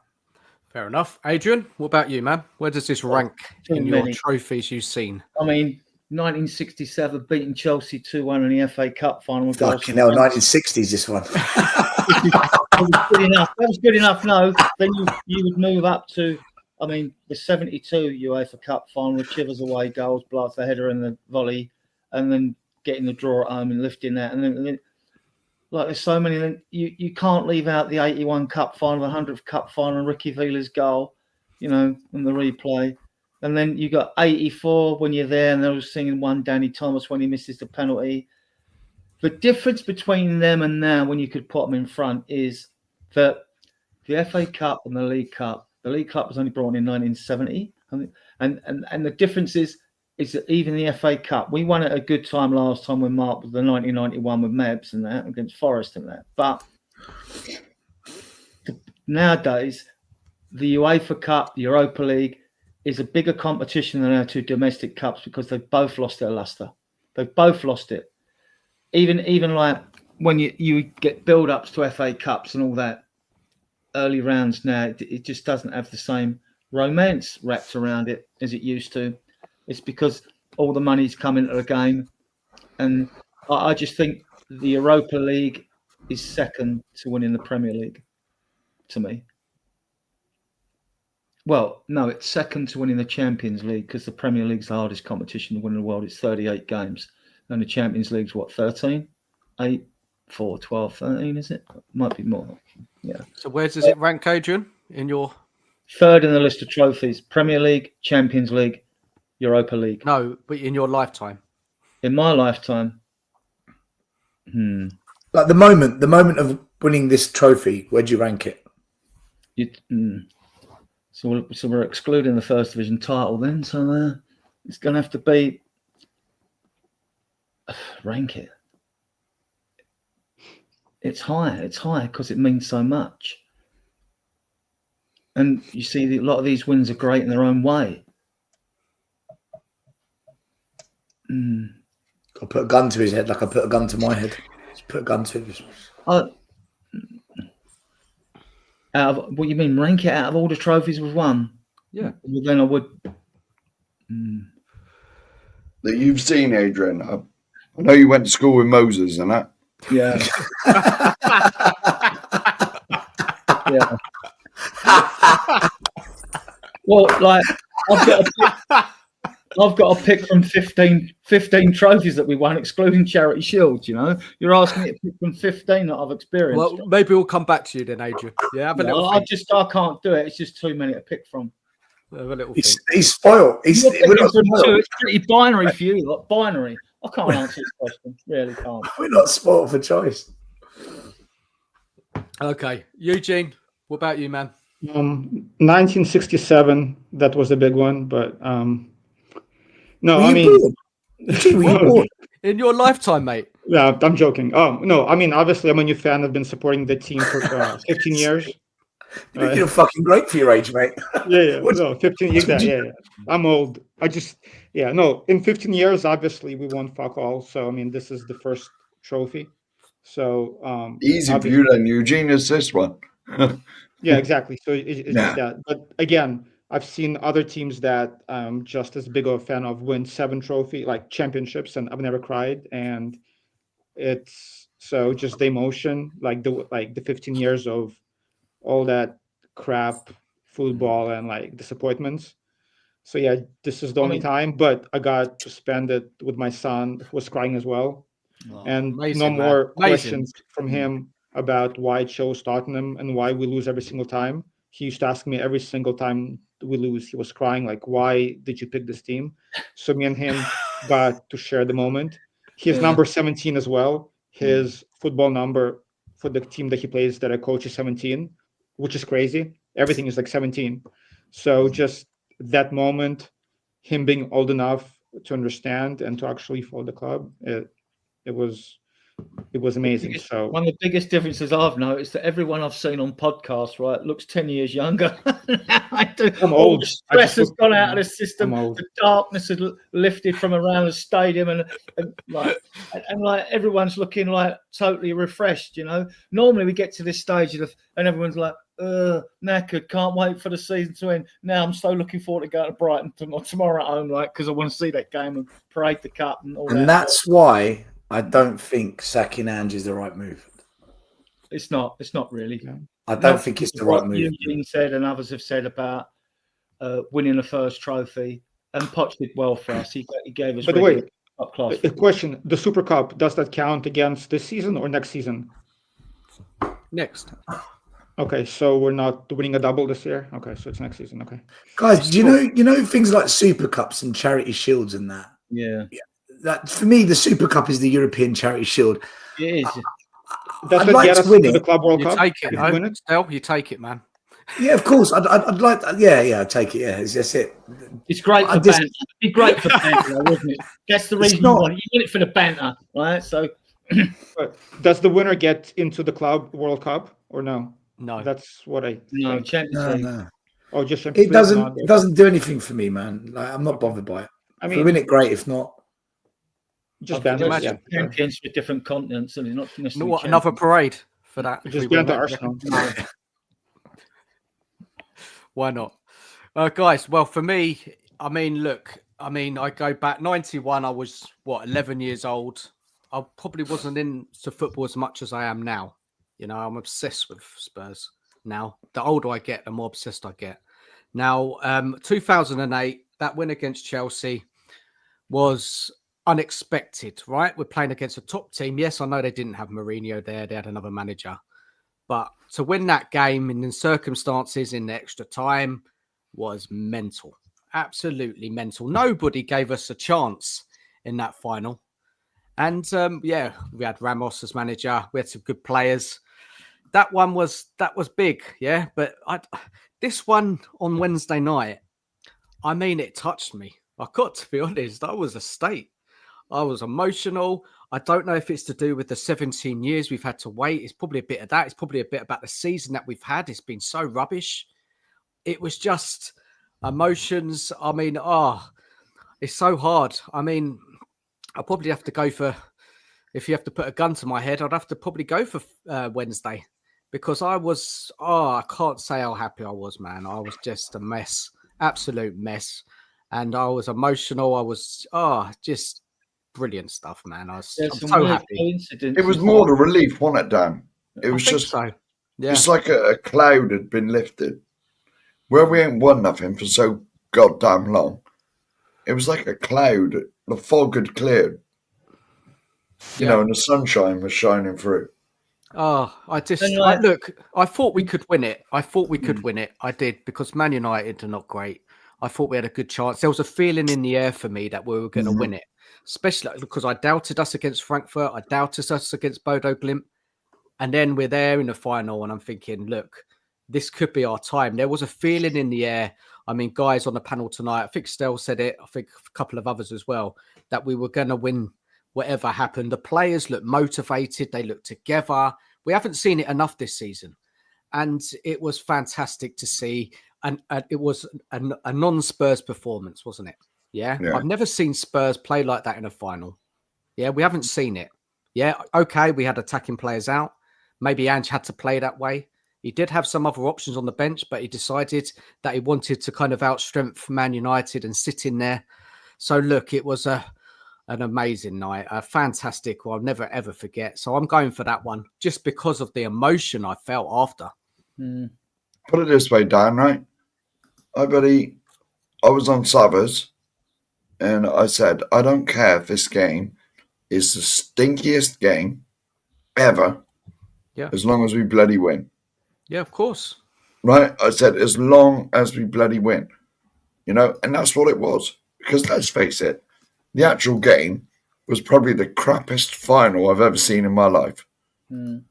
It was a Wasn't stink that fest. second half so long? Didn't guys? Don't know about you, but it just The whole dragged game was a stink on. fest. Crazy. Especially that second half. It just seemed to Did go on you forever. cheer when they put up 7 minutes of extra time? Certainly couldn't not. What was it like? I could What not was it watch last yourself? minute. You were there. What was it like when you see the ball go up 7 minutes? How was the fingernails like? It went quick. The game went quick in the stadium. It went really quick. I think it was because we were singing and jumping and chanting. I don't know, but now when 7 minutes came up at the back edge, you're thinking, Fergie "Here we time. go. Here we go." But still, I was just it thinking, doesn't help when we Maguire. got 8 points of Like Australia. netting. Did you think they had scored when they shot at the fight side netting? Yeah, from I where did. I was, I thought it was in the net. From where we were, Wasn't it? I'll tell you what worried me. He made some subs. He made some subs, and in my head, I'm thinking, if this goes to extra time, we're in trouble. Yep. If this goes to extra time, we're in trouble here. He's made subs, so he tried to lock it down, and it paid off. But if they scored, Garnacho did look a threat when he came on as well. Like, Yeah.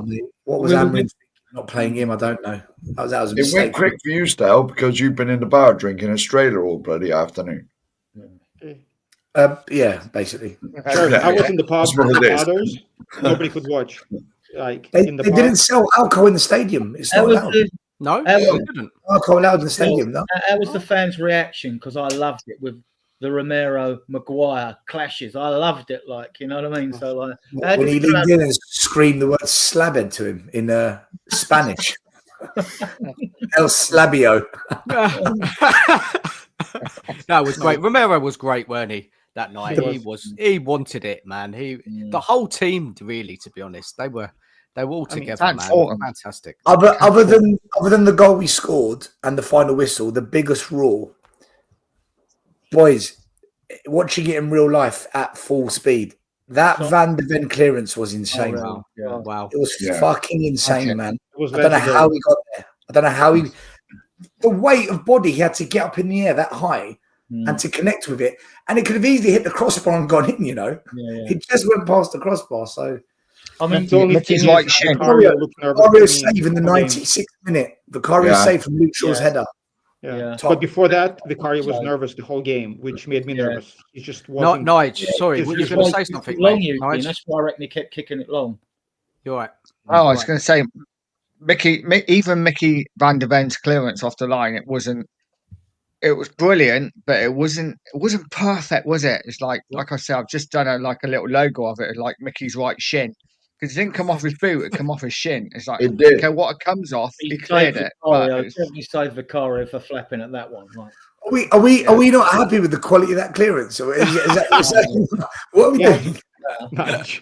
It's going to go down in history, isn't it? It's not like the perfect clearance. It's like, you know, when you go down, you watch podcasts or whatever in the future, it will be Mickey's right shin that cleared that ball. I'm getting a poster. There's an image. There's an image. There'll be a podcast called Mickey's Right Shin or something that'll come out sooner or later, you know. Well, I've got it. He'll make t-shirts. He'll make t-shirts. What about this comment in the chat, guys? ZZ Groom, evening to you. Does Ange get some credit for cotton walling the main players? That's what Adrian said earlier. Son's still got that toe problem. I mean, what was it like when he came on? Because even through all the noise at the stadium where I'm watching, It was crap. It was absolutely rubbish when he came on. No. But the fans when he come on, that was their reaction. Sounded Well, pretty loud. we were super excited because we needed something up top. We didn't have any possession in the second half. We just sat back. We had one good transition, but then Solanke's first touch let us down. If Solanke had a good first touch, we could have gone 2-0 up. Then we brought on more aggression because I don't know if you know, but Danso, before he decided to become a footballer, and I like the look of this kid, right? He was a rugby player. And he looks a rugby player when you look at him on the pitch to me. Let me tell you what he did. Boys, let me tell you what Danzo did, right? Let me tell you what Danzo did. So we were right at the front where they did all the interviews. We saw all the players warming up. We saw Bale, Hoddle getting interviewed. They're right, that close. Danzo was warming up in front of us. And I said to my mate, fuck my life. This boy's a unit. His calf muscles compared to the other players are double the size. He's just a brick of a human being. Like, this guy is powerful. Now, at the end of the game, when all the partying and celebrations were going on, the players came over to the fans. Mate, Danzo picked up Richarlison, picked up Benton on his shoulders, and fucking lifted them both up. I'm like, how have you just lifted these two up? Bloody hell. Mate, he's an animal. He's an absolute Love his machine. Let me ask you guys a question. Have you ever seen a man lift up two other humans on his shoulder? No. Have you ever seen? No, that's mental. Oh, you have to. Have you got a picture of it still? That's crazy. No, because it wasn't by our bit. It was over by. It was behind the goal. We were on the corner where the corner flag is looking down the goal line. We got a good squad player there. He's got pace and all that. I want to see if his passing's better next season. If he gets it, be pinning him. Before Eugene comes in, there's a couple of super chats. I want to read them out. A user, big up to you. The emotions and celebrations with family when we won, simply sublime. Next season, don't want to choose a supermarket shop over watching my team play. Yeah. Thank you, man. Yeah. Emotions, man, crazy. I don't know how many people you spoke to after the game. I mean, what scenes, fantastic stuff, fantastic. And one more super chat as well from a user. Can't wait for Super Cup game. Imagine the cherry. Cheers, man. Thank you for the super chats. I wanted to ask a question. It could be a stupid question, tell me, but was not having Kulusevski available, was that a blessing in disguise?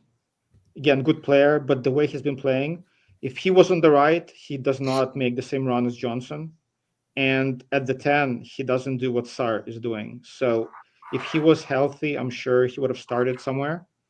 And I'm just thinking maybe that wasn't the game for him, even though he would have helped us in possession, obviously. But what do you guys think? Something we're never going to know, isn't it? It's something. Yeah, but just never given know, but how the game went, he wasn't informed, truly, was he? Again, leading up to the game, isn't it? Because Sarr was the reason we scored that first goal. Not only did he intercept the ball, but he put the cross in that Johnson scored from. He's half played some minutes, and he's got injured. But the person who's been amazing is Porro's played like 4,000 minutes. He don't get injured. That's the sort of player you want to keep in your team. And I've criticised him loads of times when he's screwed up because he doesn't come back. You've got to love his passion, hasn't he? He's got quality, Porro. Defensively, but attacking wise, he's a fantastic player. Yeah, Dansto's another one I like. Want to see more of him though. But yeah. Let me get another question out to everyone. Yeah, let's get another question out. Let's have a look here. Let's have a look. Be honest. How many of you actually believed we'll win this after all those league losses? Not me. I had a tenner at 9-2 before we went to Frankfurt because I was right, so I won 55 quid. I always believed. I dreamt we won this trophy at the beginning of the season. You had an actual dream for me. It was. I felt like we were due, just the feeling I had, but just based on nothing, just a feeling that this could be our year. Because if you watch United, forget the Cups, I just didn't feel like they would score goals. They have nothing up front. So for me, I felt like if we played like we played against Frankfurt and Bodo, we did have like 3 clean sheets, I believe, in 4 games. If Ange sets us up, they're not going to score against us. The only issue is scoring goals without get any chances. Eugene, do you know who the top scorers are in the Europa? Johnson? Oh, United? Man United. Yeah, but they played against the 10-man Bilbao. And the Lyon, they had some insane games. But I just felt like the way Romero and Van der Ven been playing, and even Porro, just the way we were solid, which was a strange feeling for me. That was Man United's first loss in the competition. Yeah, I know. Yeah. That was their first loss. We were always going to win. It was the year of the birds. You had the Magpies for Newcastle. You did say that, yeah. Eagles, right? Yeah, you had Bly the Bird from Liverpool. You had Spurs the Cockerel. You had the Philadelphia Eagles in America. You had the Ravens and the Hawks won as well. I mean, you should have lumped on. I only had a 10. It's meant to be, eh? It's meant to be. But what did you think of, guys, about Manchester United, their approach to the game, their manager? Because he was underplaying this cup, wasn't he? He says, it doesn't really matter, this cup. It's nothing special. I just thought he had complete wrong attitude going into the game. Man United's performance, I mean, guys, just give us Bruno at the 6th. Bruno is their only creative option. I mean, he is an elite player on his day. and playing him deep the way he did, it just, I don't know, the setup was, to me, was confusing. What all Man United did is just keep lumping it along. Yeah, exactly. Towards our players, and Romero and Van de Ven just. The only threat was Maguire. Like, just lump it to Maguire, just must have listened cross to in the box, and that's it. They're out of ideas. They have nothing. Some of Amarin's comments in games leading up to this, they weren't exactly positive about when Man United was suffering them losses. I'm thinking, like, you're not going to build team spirit the way you're talking about your players like that. Did you ever see any of his clips from his press conferences? They just didn't want it as much. They wanted Champions League, not the trophy. And actually, Stel, the question for like, you know, on TV, it seems like there were 80% Spurs fans in Bilbao, and maybe I think that the same attitude that their fans had, maybe the team had. They wanted the Champions League and the money, but the trophy to them wasn't as important as it was to us. I don't know. There was just as many Man United fans in Bilbao, but in the stadium. Oh, stadium. Okay, yeah, I'm talking about in the stadium. Stadium, Spurs took over. It was shocking to me. I love the video clip I see. There was Man United fans virtually crying. These are adults complaining. Look! He's engraving Tottenham Hotspur on the. Did you see it on the? There was a clip. Did you see it? That's what did it for me. That was when they started engraving Tottenham. That was when I got a lump in my throat. That was crazy. When Ferdinand looked as sick as a pig, whereas our man Bale was smiling like Gareth Bale was smiling like, you know. I think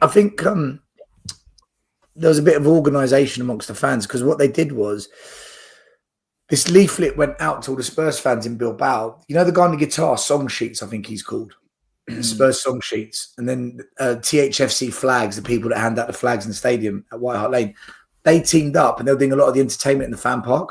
And they arranged a march to glory. So they said at 6 o'clock when the fan park shuts, we're all going to march as one. And they're at the front playing the music. And it kind of, like I said to you, it was like, we're going into battle. So when we got in the stadium, we were all in our seats, although we were standing up the whole game. We were all in our seats, standing up, half an hour before kickoff, singing, building up the atmosphere. The United end, they were still drinking or turning up at the stadium, or they weren't on it. The fans weren't on it like us. We were really bang on it. I'm telling you. When I say to you guys, we were the 12th man. We really were. It reminded me of how our fans were during the Champions League campaign when Poch was manager. How every game our fans were just so geared up to all the games, hoping we could win and hoping we'd get to the final. That's what it was like in this game. And the United fans weren't like that. I don't know why. Maybe because we had more to lose. I know Man United say they had more to lose. I don't. I think Spurs had more to lose. I think if we lost this game, we were finished. Yeah. I think we're for them it's more financial style. They just needed the money, and so do we. But for us, so do we. I think Eugene's bang on. Well, I think for Spurs fans, it is all about the trophy. For United fans, it is about the Champions League and the money. Yeah. What's your take, guys? What's your take? You know what? You're right. That makes sense. You're right. What's your guys' take on comments by Arsene Wenger and all the other Spurs haters that winning the Europa League? I think he's a cunt. He's an absolute cunt. I mean, don't these so-called pricks, anti-Semites and anti-Spurs haters, there's so many of them in the media, they just hate it when we win anything. Don't they realise the reason there is a place in the Champions League is so that clubs that are in the competition take it seriously? Are they that fucking dumb? They can't even see that, right? You know what I mean? So, and that's why I won't listen to Talk Shite Radio or Sly Sports. You know what I mean? I'm just not having it. Slice. Yeah, but see, what people don't realise is, or they forget maybe, when Arsenal were in the Europa, they moaned and they complained that it's not fair that Champions League teams drop into the knockout stage. They complained that clubs shouldn't have two bites at the cherry. Oh, if we're not good enough for the Champions League, we can drop into the Europa. And the Arsenal fans moaned and moaned and moaned about it because every year they failed. Let's talk about the losers. Right, wait. So let's go in. I like this. So Arsene Wenger, when he joined UEFA, changed the rules. From now on, whatever competition you're in, you You can't drop into another competition. But what we'll do is we'll create the Europa League, Conference League, to compensate. Okay. Now that we get to the final, Wenger's got a problem with the rule that he changed, and then Arsenal fans have got a problem with the competition that they wanted changed. Fuck off. Mate, it's only the rival fans talking about this that, you know, you don't deserve it. It's only them. But they wanted the changes. Right. You know, Wenger brought about these changes. Arsenal fans were moaning about these changes all along. So they fixed it off the back of their moaning, and Wenger did so to make it a fairer competition. You can't then complain if a team gets into the final, proper job. You can't then complain if a team gets into the final that you're not happy with, right? It doesn't work like that. What if Lazio were in the final? Would there be an issue? What if Bodo Glimt beat Spurs? Would that be an issue? Of course it wouldn't. It's because it's Spurs and Man United, and he's just being a typical bitter gooner, and the Arsenal fans jumped on it, and they all forget what they said, and they all forget that they're the ones that brought about the changes. For me, guys, you can only beat what's in front of you, and we beat what we had to do to win it. Did you see the picture of Jim Ratcliffe? He looked. Buddy. See you later. See you later, Eugene. Did you see at the end of the game when Levy's near Jim Ratcliffe? Did you see it? No. He looks like he could drop dead. You know what I mean? Because it's the money. You see, it's the money. You know. And what about Man United, guys? Let's talk about them, right? Because we beat them 4 times. Really, we should should keep them, really, because we've beaten them 4 times. Key to the city. I've never seen it before. 4 times. White as well. We went up there, didn't we? But spanked them. So, what about Man U? Where they go? Was that game as well? Was that the away game? Oh yeah. Well, I bet that was fantastic. But of course, we beat them. And we were the first team to beat them before they went on a bad run. So naturally, when we beat them, they're shit. When we beat Man United, well, it's because they're shit and we're not good, right? And when we lose at home, it's because we're shit as well. So we can't win, you know. We're always crap according to the media. Well, it's true. It's true. Well, one thing I will say though, Adrian, is let's see what happens, because United have already agreed a deal with Cunha, have they? So I've heard. I'm not sure so that'll go through now. United sign. We might nip in and get him now. Why would you go to Man United? Honestly, why would you go to Man United as a footballer right now? I know they pay good wages and all that. But they can't. They can't pay wages now. They're skin. Yeah, you go to Man United. Well, first thing you got to do is buy an umbrella. It's always fucking raining there, right? So like, you got to buy an umbrella. But he must have known that there's a chance they could lose the Europa League final before they went in for Cunha. I didn't hear all this fuss about you, like Stowe alluded to as well, with good points he made there. When they won it, under Jose and all that, there weren't this whole like, you know, oh, it's crap competition when they He's won their it. manager, Adrian. Even when they won the League Cup, you know. It's their manager. He played it down, didn't he? I don't understand it. I don't think Amran's a bad manager. I just think he's inherited a load of shit. A bit like a few managers at our club have. You know, going 580. Sometimes the club's bigger than the manager. And I think that's the case for Amra and United. I think United are too big for him, personally. Do you think? Really? I think Amra might be a good manager in 10 years, but right now I think United are just too much. The thing that gets me as well, right? With owners who don't know fuck all about football, like Levy and the board at Man United and everything else like that, right? If you've got a football philosophy at your club that you stick to, say you play 4-3-3 or 4-2-3-1, it's very, very much the same. And you know, you don't look like that all through a game when you're watching a game of football. And you play it from your under 9s upwards, right? And you play an attack, whether it's a low block, mid block, you know, gung ho, whatever it is. Then all your players coming through your levels, they all know this is the way we play our football. You get in the first team that is. So when you bring a manager in, bring one in that plays that. Don't bring one that's going to change everything for 3-4-3 and then change everything. I find it so unprofessional with Spurs looking at it, Man United and other teams that just do this. They just do this and think a new manager can click his fingers, change it around, develop the system in the pre-season. And most men are lucky to get a month in training grounds because you're away on tours earning fucking money all the time, right? And like, I just don't get it. Oddle did it at Chelsea. He did it through their levels up through at Chelsea. Try to get them all playing the same way. Bring a player in. We get too many injuries. I can bring him, he'll slot in, right? Now, everyone wants to play 3-4-3. It's not, I'm not, look, all systems work and fail. I prefer 3 in midfield. I'm always going to prefer a 4-3, whether it's a 4-2-3-1 or whatever. It's just my preference. I don't like wing-back footballs. I like the extra player in midfield. I was always taught when I played and I was crap. Most games are won and lost in midfield, which is true. It's true today, and this is where we failed this season. And midfield and forwards have been pants. But so why? And then people say, if you bring a manager in, he's going to want to bring his own players. And well, hang about. That's not necessarily true anyway, what we see with our performances away from home. Because we can defend deep. We can play a mid-block, which we've played most of the season anyway, mid-block.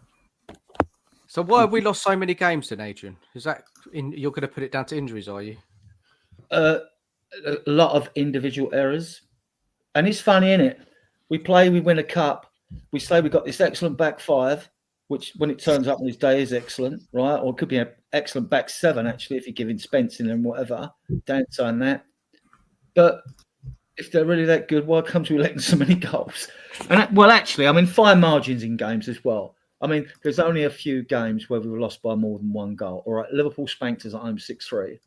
We lost 2-0 away to Fulham, was it? And other games, we took the heavy scores in the cup. But we haven't really, for all our poor form, no one's really spanked us. You could say Liverpool are entitled to. Losing by 1 goal, though, Adrian, is still a loss. Yeah, you know what I mean? It doesn't matter if it's 1 goal or 20 goals. I know. It's still a loss. It's the tactics, man. And just tactics have not been good enough. No, if you look at the lot of goals we conceded, I was actually counting them out because it just clicked on me. I have these nutty thoughts, right? I was looking at the amount of goals, and I stopped in the end when I got about 15, right? That we conceded in the right-hand side, right, of our goal mouth, whichever way we were kicking, which is the Romero Porro side, right? Because I'm thinking, like, what's going on here? And the amount of goals when we give players too much space in the penalty area, even Ipswich, West Ham, when they turned and shot inside the box, there's others, but it weren't because we just conceded so many silly goals. But Adrian, you're at the games, right? You go to every game. You must have seen that high line and saw all the space, the inverted. I saw the high line against the Liverpool game and when we got spanked. I haven't seen a high line on much of the games. I've had loads of people say to me, look, if you want to bash Shane or Levy, that's fine. But don't suffer from deception when you're at the football ground, right? Let your eyes tell you the truth. And I'm always an eye test man because there's too many variables with stats. But to me, you doggy going forward, he doesn't invert hardly at all anyway. He has done. Porro does.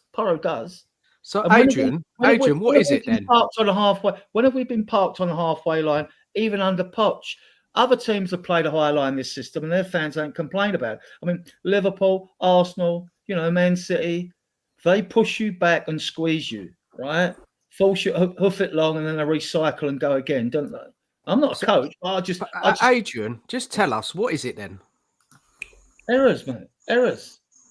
Anybody else? I don't know. Too many individual errors. If there was 1 or 2 people in that squad to hate on, everyone would. Our fan base certainly would. Too many errors. Porro's been. I loved the player last season. I think he got one of the best 5 or 10 left fullbacks on the planet, right? And he had a good game Wednesday. He started to look like his old self, right? But he's been piss poor. He didn't have a proper pre-season. He came in, right? So, he was out of it, right? Porro, I like him more than I dislike him. Before I've warmed him, but at the same time, defensively he's questionable at time, and he's better at that. But no, you can't escape the fact that you at times you really do screw up. But he gives you that extra bit going forward. Them crosses, if you can put crosses into the box, them angles into the box, then who else does it? Decky if he's wide left, but not so much if he's central. It's 10. So. Then Romero and VDV, well, the games they've played, I haven't looked at the stats. I bet we've won more games when they've been in the team than when they haven't. Right? I bet we have, because I know how good they are. And I love VDV, but to me, Romero's the best defender we've got by a light year. But I get the fans with VDV. He's sexy because he's got pace. he's still questionable positionally, and for his height, he should be better in the air. And whereas Romero go up, he'll score from corners. But Adrian, I'm sorry, I have to push you on this. Go on, carry on. I have to push you on this. How much blame is on Ange, in your opinion, this season? 21 losses. Well, he's the manager. He takes the rep. Okay, He's the manager, so you accept that, yeah? But, you know, there's also times when you're talking about player responsibility as well, right? Yeah. I mean, and then you have to look at, there's 6 coaches, first team coaches, which Ange tells him what to do, right? So really, in theory, you don't want to get on the Ange out a bit. If you did, yeah, we're going back into it. Yeah. I mean, I know, but like, then what are they doing with these players? I've seen things, I'm sure tell us at times where, like, because we've defended corners better, I've seen, you can sort of sniff when they've tried to work something with a free kick. You think, oh, they've done that on the training ground. But it's just defensively, them lots of injury errors. And then like, you've got to look at in what phase of play are you going to blame a player when you concede a goal. And Spurs fans always blame the player they don't like, right? So, I don't know. I mean, I'm not a coach, though. What's your take on all these goals and silly errors? I think that I'm not convinced our players have been coached properly when it comes to the defensive part of the game. I think we're very much coach, play out from the back, find a way through, even when another team presses. And if you haven't got players that are technically good enough or quick enough to make the right decisions and deliver and execute the decision quickly, we get caught out. I think we focus a lot more on attacking than what we do defending. But having said that, we defended in the Europa League to win the cup. So I just think we lack balance as a team. We're not a balanced football team. We're either gung-ho or ultra-defensive, backs to the wall. We don't control a game of football. And I think that comes down to the fact we've had a very unbalanced midfield. Like when we finished 5th, I'm pretty sure the midfield was Sarr, Bissouma, Maddison. Yeah. Right? It was. There's been a lot of chopping and changing in this team this year, and we haven't been, what's the word, consistent because of it. Partly down to injury, partly down to players underperforming, partly down to Ange just being too gung-ho at times. So we just need to be more balanced. I personally think this team, we're at our best when we play more defensive and counter-attacking. Yeah. The prime example was, I know we lost to Aston Villa away, but the B team held Villa to a 0-0 draw at half time. And we broke down Villa 3 or 4 times in that first half, but we were just poor in front of goal. Either the final ball was poor or the shot wasn't good enough. We could have been up a couple of goals at Villa. And against West Ham away, we stank it out. We'll go to Brentford, we win 2-0. We go away to Frankfurt. And we only really decided to defend then if people were deceiving themselves others. Once we got the goal, we decided to hang on to it and then not before, right? And then we go away to Bodo and do it. And the common denominator in all those 4 games is we had a midfield pivot. We had two there. We had 2 sitting there. They probably got license to get forward when they can, free kicks, things like that. But we had a midfield pivot in those games, and I just think it suits us. And the Italians do. I agree. Adrian, I think Ange came to the Premier League with a different formula. I'm going to invert the fullbacks into the 10. I'm going to play with a very high line with only 2 holding at the back. I'm going to play without a 6, and I'm just going to suffocate the penalty box. And you saw against Newcastle last year when we lost to that ridiculous 1 counter-attack all over the top. But for most of the game, we suffocated Newcastle. They were pinned back. They couldn't get out. But because we didn't have the quality to score, we got done over. And I just think the issue we've got in the league is the league measures consistency, right? A knockout competition doesn't measure consistency. A league table is you being consistent. And Ange must adapt. Either sign amazing players that can play Man City type football, pinpoint precision passing at high speed that no one can get the ball off of you, elite level footballers, or you've got to be balanced. Some games you can be a bit gung-ho. Other games you've got to be pragmatic. Some games you've got to be counter-attacking. It's his ability to adapt the team during a match which I think cost us this season.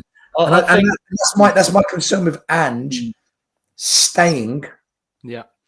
And that's why I say I'm happy for him to start next season, but I've got to see. Do you know what I can't watch? I tell you what I can't watch. Still, are you actually happy for him to start? Be honest. I think he deserves it, Dan. No, but take the emotional side away. Yeah. Would you prefer to have the Glasner Spurs take over fans? this We'll team in the take the summer? emotional side away. Yeah, I'm just saying. But if you actually deep it, still, if you had to make a decision, you were the chairman. Would you be taking Glasner instead of Ange? I would take Glasner, yes, 100%. So that's what I mean. So but Ange has got the buy-in from the players. He's got a togetherness within the club. He's got the coaching staff with him. He's got momentum with the fans. That's a very hard thing to build that, and he's got it. Only just now, because if you look at what was happening, James Maddison was shaking his head on the touchline. Players were looking frustrated. Has he got them? Has he just got them for this competition because we're that close? You're absolutely right. You're absolutely right. But every manager, at some point, there's a moment that triggers it. Fergie never had it, and then it triggered. Arteta, they've wanted him out for 3 years. Now look, I just think he's managed to switch a light bulb on with the group, and I think it makes the sense. fans were singing his name at the parade, and I think the players joined in at the parade. They were singing one Ange Postecoglou as well. I never heard that. Behind him in this cup competition. Adrian, I just wanted to say one thing just to wrap up what I was saying. What I can't sit back and watch anymore from Spurs, right? What I fucking refuse to accept, and I will very quickly go full on Ange out if I see it happening time after time after time. We can't be wide open like a whorehouse. Yeah. Right? We can't. That game against Palace, wave after wave after wave of attack cutting us open. I've seen that for too long. If we're like that next season, he'll be gone anyway. They'll sack him. And Palace played 3-4-3 and they outnumbered us in midfield. This is why with the midfield pivot, down the wings all the time because he pushed everyone high. There's no six to cover. The centre back comes over and the gap in the middle. It happens every week. I think in the Premier League, I don't like number 6 either. It's too specific in some people's minds. But if only one defensive midfielder in the Premier League, I think in a lot of games it's not enough. It's not enough, and you need that 2 midfield pivot because if Porro wants to go for an invert, that's fine. But then your right-sided midfielder can come across, right, and the other one can come across with him. And if it means that your back 4, if Doggy isn't upfield, the back 3 then can shift across slightly. You don't want to leave gaps between your central defenders. But I like the midfield pivot. I mean, I liked it under Poch, and I thought it worked well. Yeah, it has. All right. Yes, hey, how you doing? Well, I mean, are you a fan? I mean, and the Italians do it. They have a block of 4, don't they? If you're 2 centre backs and the midfield defenders in front of them. I've seen that, and I don't watch a lot of Italian football, but I pick up on things when I watch minutes. You just can't be wide open for me. That's the only thing. When I see us wide open, and it's so easy to attack us. That does my head in more than anything else with Ange Ball. Nothing winds me up more than seeing us completely exposed and we're just waiting for the inevitable to just get bent over and royally done over. It's too easy. It's too easy. Think we move the ball too slowly at times. We get in positions where we could put a cross in the box, but we pass it back because everyone wants it to be so precise. And that's Ange, isn't it? That's Ange, Adrian. That's all Ange's instructions. That is Ange. Players are selfish as well. I think they like their stats to look good. Oh, my stats are okay. Nothing wrong with me, right? I think. I think players want to win games, Adrian. I think. Yeah, they do. Yeah, they want to win games more than their stats. Guys, can we answer this question because I like this question here? Did we have a better season than Arsenal? Absolutely. Yeah. Absolutely. Absolutely. Where's their parade? At the end of the day, where's their hat? Where's their hat? Who's wearing a hat? At the end of the day, we both got Champions League football. Well, we got a trophy. Yeah. The joke going around like on TalkSport, someone's supposed to run up the chatting and saying like, well, how far do you think Arsenal away from actually winning the European trophy? The guy went 4 miles. Yeah, I saw that. He goes, how far off are Arsenal from winning European trophy? He went 4 miles. Let's bring Haz in. Haz, how are you doing, man? Yeah, you're right. Yeah. Are you happy? How did you feel after winning that trophy? Another one I didn't see at the parade, by the I hope way. you predicted another one of your losses, Has, to keep your consistency up. You always predict the loss when we play. Well, we've got 21 of those this season, so I'm not being consistent. Next. Sorry, Mark. Honestly, I had no signal where I was in the parade, so I couldn't. Mate, bare people trying to contact me, but I couldn't even load because Eugene sent me a link for StreamYard. I couldn't even load the StreamYard link. I recorded as many videos as I could. Luckily, I got near the front, of where the bus came past. So I actually have a really good video. I don't know if you've seen it on Instagram, but it's really amazing. So I got really near and I was shouting at Mickey or whatever and Madison or whatever. But yeah, I've been on cloud 9 since Wednesday. I'm going to enjoy it while it lasts because next season, who knows what's going to happen with Tottenham. I enjoy the summer for now. Yeah. Are you going tomorrow? Yeah, I'm going. I just think tomorrow's going to be like another just party. Basically, night, yeah. and they're just going to sing songs about the Europa League. I'm basically going to be sleeping even all if we tomorrow. lose, they're just it's going to be the second string playing tomorrow because most of them ain't playing. Are they? Son and Moreira are definitely not playing. Why? Because Son's foot They're hungover. Both injured. No. They're hungover. And Basuma got a knock, right? Well, like give Alusasi a game or give Ajayi a game and definitely play Mikey Moore. Come on, this is a rubber. Throw it away. We don't give a shit if we finish 3 places up the league with 3 points just as it brings another few quid for Levy. Let's give the kids a run out. And then you're looking for cameo. Nice to win though, isn't it? Be nice to win the last game. Or see good cameo performances from young players. We can't lose 22 games, guys. This is a joke. No. 22. But then there's another side to this, right? If we were to finish 17th, We've already lost 21. What's the difference? I know. And Brighton do need the It's a play. mentality though, isn't it? It's a mentality. If we lose a league game, then we're back to square one again. It's like we won the cup and then we've lost the league. But I think the players are already on the beach, to be honest. That's what I saw anyway. Mate, are they going to pass the drugs test and the alcohol test? Yeah. Johnson definitely won't. Horror was behaving like he was doing all sorts of drugs. Every time he grabbed the mic, he was just like, Not Romero. He was gone. He was definitely on ketamine or something. calm down, mate. All right. He got off his nut. Did you see Borrow at the parade? He looked completely head's gone. Brighton could do the first person with Richarlison. Richarlison like this the whole parade. Literally the whole parade like this. Well, that's all I can see.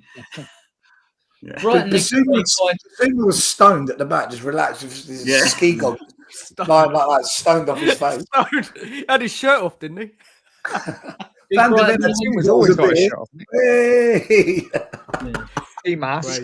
Do Brighton want to win tomorrow? Because if they get the 3 points, they can get 8. They need to win. Brighton needs to win, don't they? Some conference. I mean, if I was in Brighton's position, I don't want conference. Does it actually get them conference 8th? Yeah, Is that what's happening? They get 8. Yeah. Oh, okay. Six Champions Leagues this season because us and Man United fell way down the bottom. Europa League, though, ain't about. You got definitely Palace. So what are we going to play tomorrow? Are we going to go back to Ansball or are we going to go defensive? Newcastle won, didn't they? So we might go to 9. It'll be a mess, probably. I think it'll be a mixed team. I think it'll be a mixed team, to be honest.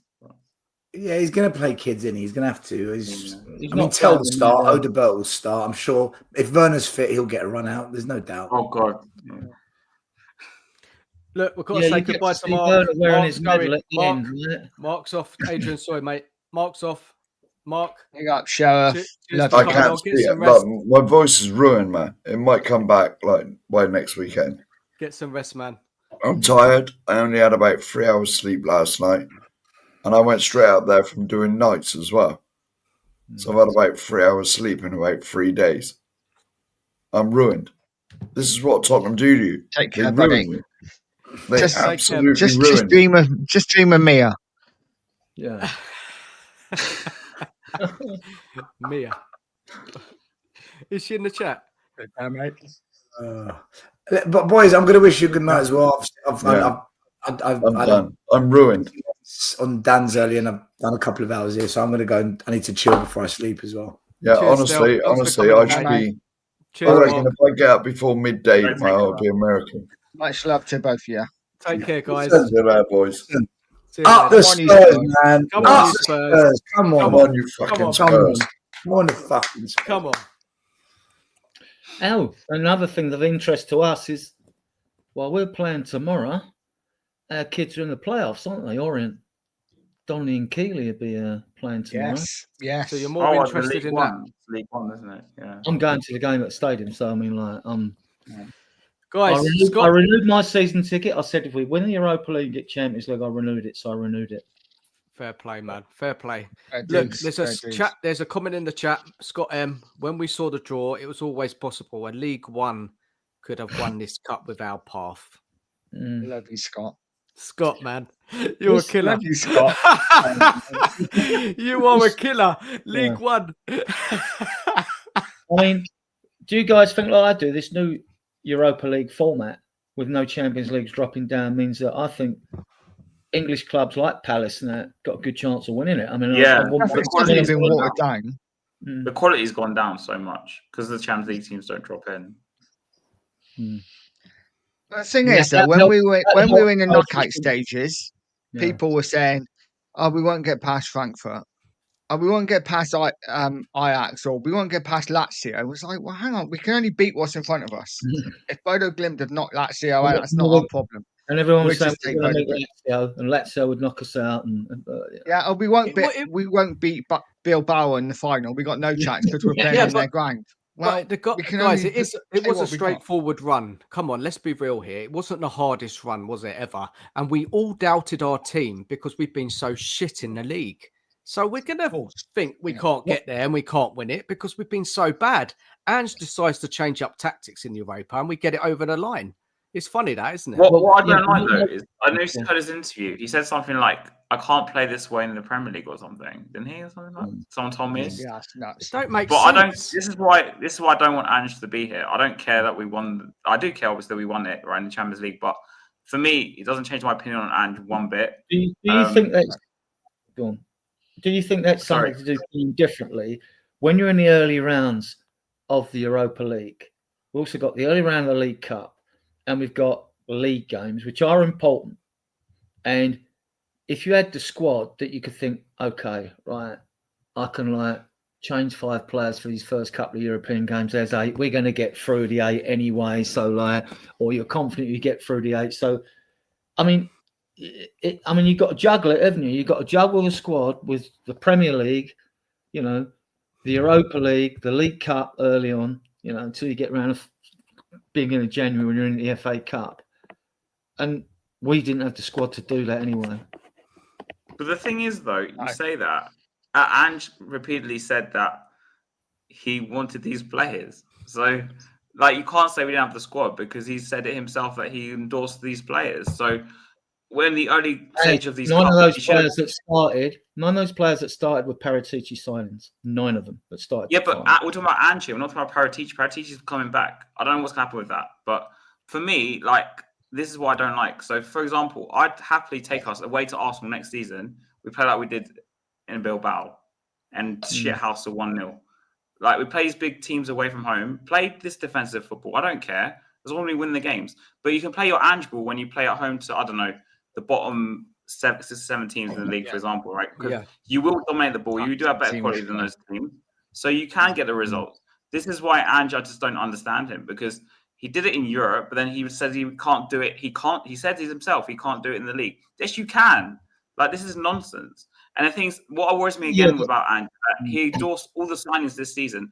And the same people that said, these signings are amazing, then went back and said that he wasn't backed by Levy. Then Ange says he was backed by Levy. So what is it? We will know next summer. We're not going to get all the players. It's weird, isn't it? Fine, right? We've won one game playing very defensively. We've put in a few good defensive. Not one game. Frankfurt away, defensive football. Bodo, Man United. Bodo. So it's not just two one in game. the league. We did it against Brentford and West That's Ham. 5-6 games. And that's 5. Yeah, but go back to Conte ball and the Mourinho ball, and I said, look, I'll support the managers while they're at a club. I said, done with these. I know it's going to end. It's going to end badly with these. And because it's great when Son and Kane were You're on missing fire. the And point. one season they scored the most goals they got. But when you're at that stadium and you're losing it, and that Conte ball, Mourinho ball, it is such a painful watch. Such a painful watch. Ange Adrian, ball been the that's not same. what I'm saying. But it's not. Some It's games, no. some It's games not you what I'm play paying. Conte ball. Some games not you what play I'm paying Conte ball and 70 Mourinho. quid a Some ticket games to go you and play see, Ange hey. ball or attacking football. See, I'm not saying that- every game you go Right. Conte ball. Just- Do you right. not get what I'm There's a trying to say? Some Yes, games I you do. play There's a this different shithouse perception. football. Some games you play this attacking football. You don't have to be fixed on one style of football. It's not that difficult to work out, please. It's Look, not that difficult to work out. Guys, how did we win this final? With hardly any shots on goal. Look, There are no shots on goal. Because we scored one more goal than they did. yeah, We had no look, shots. How can we take it. We take it. That's the But it only was a fair for fine me, is night. it? If think United had scored, if they had scored, that would have been it, because we didn't look like They scoring didn't. that They second half. didn't. But they didn't, so it's fine. When I saw that What, Adrian, lineup, what I I'm trying to say thought, is, shit. I'm not saying I want to go back to Conte ball or Mourinho ball, whatever the football people want to label it, right? I'm saying in some games, like away in Europe against big sides, like away to the Chelseas, the cities that we won 4-0 playing that way, Arsenal, Newcastle, I don't know, seems like this. I want us to play this type of football. When we play at home or even sometimes away against someone like, I don't know, Leeds who come up, or I want us to play Ange ball. It's called adapting or changing your style or changing the formation or whatever you want to call it. Has, I get you, man. I get you straight. It's what frustrates me the most, because he could have done it half the games, like Brighton away when we were 2-0 up. Just shut up shop. And why did Ange? He's openly admitted that he gave up on the league after January. Is that acceptable as a Spurs manager? I don't think it is. How can you give Did he up actually on the say league? that? Yeah, he did. He did. After the He admitted January, it, is that right? Yeah, he did. That I is believe not he focused acceptable. on Europa, which is natural. That would be natural then, and we couldn't get relegated. I was disappointed with the last 10, 12 games, because I thought we've gone past the tipping point, be able to salvage this league. And what I want to see is growth and progress in the last 10 or 12 games. And I didn't see it. I saw it in the what's name. He was under pressure. We won 3 games on a spin when it was Brentford away, and we won home. I forget, there was 3. And then then the wheels completely fell off after that. And I wanted to see growth and progress. And I thought, now we've got a chance to play more youth players, give them more minutes. That didn't happen either. But, and he said he did rep players in Cotton Wall once we got through a couple of rounds. He admitted to that. I didn't. When we get that close, Adrian, so close to the final. Yeah, he did then. I think he knows it. Well, you'd know. Any of us know. We were managing the team then. Well, nothing I do now in the league's going to decide. But Adrian, if you think about that and that comment, you're a season ticket holder, and you hear he said that he's just kind of surrendered the Premier League. How much money you pay for a ticket has as well. That's not on, is it? Because we're Tottenham Hotspur. I want us to win every game. No, I want us to win every game. I've always been. But he's said that he's given up on it. He's just not cared about it. I didn't hear him say them words. I'm not doubting what you said, but I didn't hear him say that. But now you know, Adrian. How do you feel? He wrapped players in Cotton Wool, right? And we know that Sonny now still isn't fit. And we know that Romero, that toe problem he had months ago, he said Romero's still got a problem with his toes, not playing tomorrow. So he might have had a hairline fracture on his toe or ligament. No, it's ligament, wasn't it, on his toe? I think it was his big toe and whatever. So he's played on. Bassoon was took a knock, but I hope he's gone at the end of the season. But don't you think, Adrian, that these injuries, I'm not saying all of them, by the way, I'm not blaming all the injuries on Ange this whole season, because that's unfair, because obviously things happen in training and whatever. But a lot of these injuries, especially with the fullbacks, could have been prevented when he, for example, put Spence in the Europa League squad when he didn't. Rotated Spence earlier in the season with the fullbacks, for example, rotated some players earlier in the season, especially when people were clamoring for Grays and Bergvals a lot earlier in the season, and then they got their breakthrough. Well, we're going to have a choice to make next year, because with the homegrown issue, you've got Dragusin to bring back in the squad when he's fit. You've got Kingski, because he wasn't in the Europa League squad. He was left out because we brought in Danso and a couple of others. And there's another player that got left out. Dragusin, Kingski, and who else has been injured? I can't remember hand. Right. So we're top heavy with that. We see what we've got now. I mean, we've got a lot of money. We've got at least 130 million without any sales. And Romero said today, I don't know if you see the post. This was But after. Adrian, Levy didn't say that. He said that we have to sell to buy. No, he didn't say I've got 130 million. No, because you didn't know, because you had that financial expert on TalkSport talking about it. Wasn't Maguire? Wasn't I heard that. One of the others, right? Borsall or whatever his name is, last name is Borsall or something like that. He was only giving the rundown. Yeah, that'll be 90 million for the winners of the who go in the Champions League. Plus, if you win the Europa League, you'll end up with earning 40 million going through to the final of that, right? And that's just only the early rounds of the Champions League, I think. So that's 130 mil. You've got 8.5 mil to come from Højbjerg because they didn't want to break PSR. So 148 mil, probably get another 8 mil for Gil, you know. And then you're talking about getting rid of Basuma and Richarlison. You'll get good money for those two. I'm telling you. Literally, everything has changed since Wednesday night. Yeah. I think Everything's we'll have a war chest. Positive. I think we'll have a war chest. Yeah. And I don't know if there was any money in the war chest to start with, but without anything we might already have, I think we sell Richie, we sell Basuma, Gil and Højbjerg get paid for. We'll have over 200 mil to spend. What, guys? Let's get back to Romero does go, then even more. Sorry. Go, I think sorry, Nigel. You know, I think he said his right. words were, "I love this club." Look, guys, let's get back to he didn't love it a week ago, but it's fine. Guys, let's get back to the. That can happen if it's the right woman. I've got a question for you guys. Who was the true hero of the tournament, player-wise? Well, you could even say manager if you want. I think For me, it was Ben Romero got it. Let's start one at a time. Has you want to start with this for one? me, with Ben's core, I think he's not really been given his credit for the performance he's been given, especially considering he's the most defensive player we have in that midfield. And he basically carried our midfield for like a lot of the time, defensively at least, and most of the defensive duties. I felt like he was everywhere. But obviously Romero is the vice captain, so I think he gets more credit just because he's the vice captain and the stuff he says. But I think Ben Score quietly has been our best player, especially the past month. So yeah, he's your hero. Yeah. It's good. Good shout. Adrian. Yeah. Good shout. I'm going to go for Mr. Flappy. I'm going to go for Vicario. He's pulled off some fantastic saves in this tournament. Yes. I mean, like. Okay, talk us through him, Adrian. What do you remember? Well, the late save in the final, down low to his left. Right, that was one. Yep. He made even when we played, he's made some good ones at the near post and far post and all that during this competition. I can't actually remember him now. I remember saying I was coming out. He's kept us in this game earlier on. I mean, Frankfurt were a threat, even though we should have pounded them at the lane, 1-1. Bodo Glint. Yeah, didn't have a lot to do, did he? No, not that. No. But so Vicario for you is your hero of the tournament, yeah? Yeah. I think all the games I recall, we played Elfsberg and AZ Alkmaar, didn't we?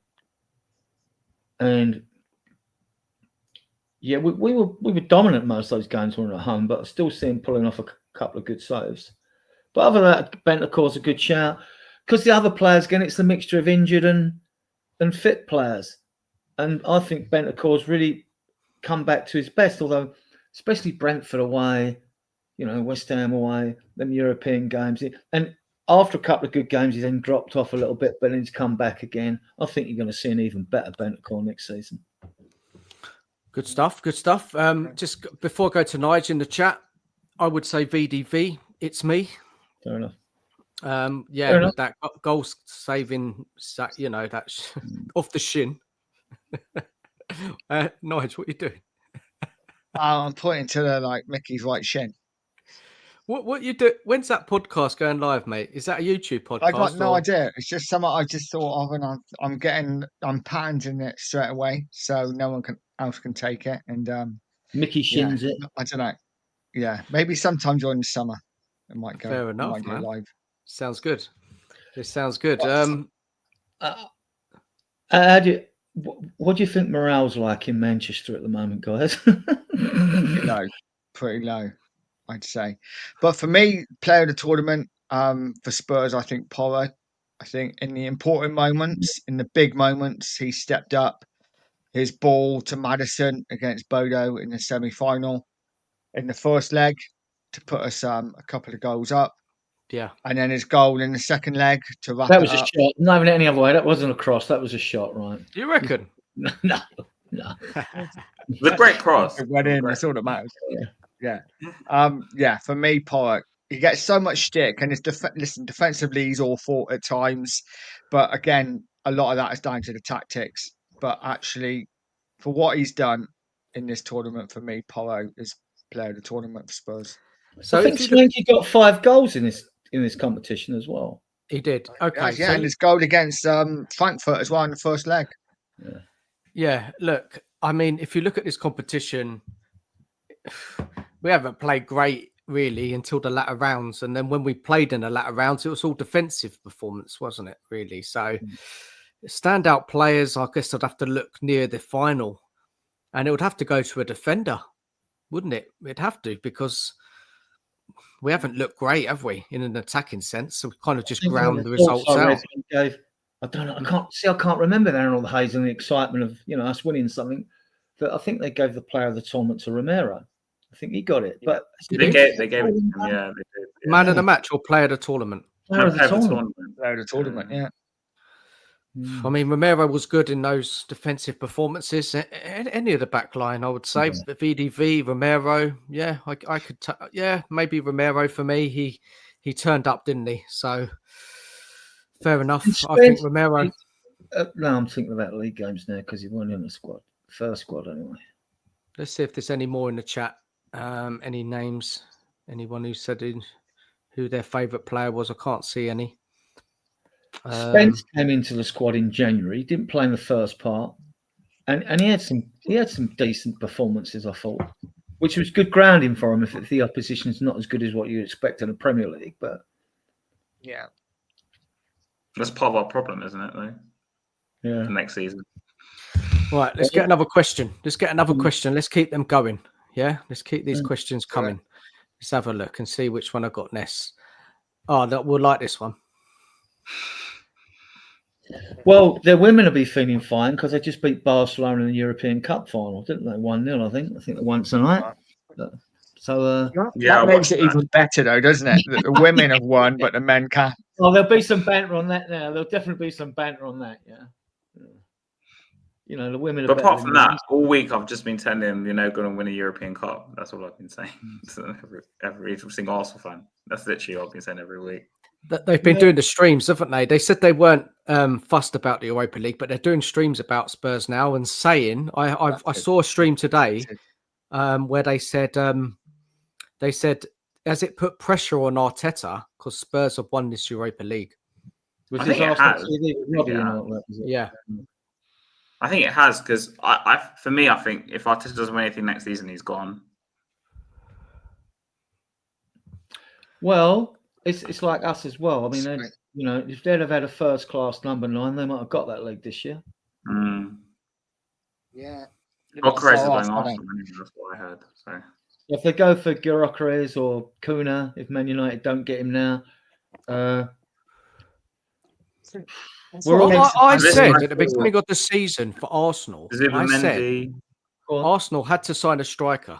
If they didn't sign a striker, they weren't going to do it. I know. I thought it was going to be City again. For him for him, I think. I don't know when he ended up with.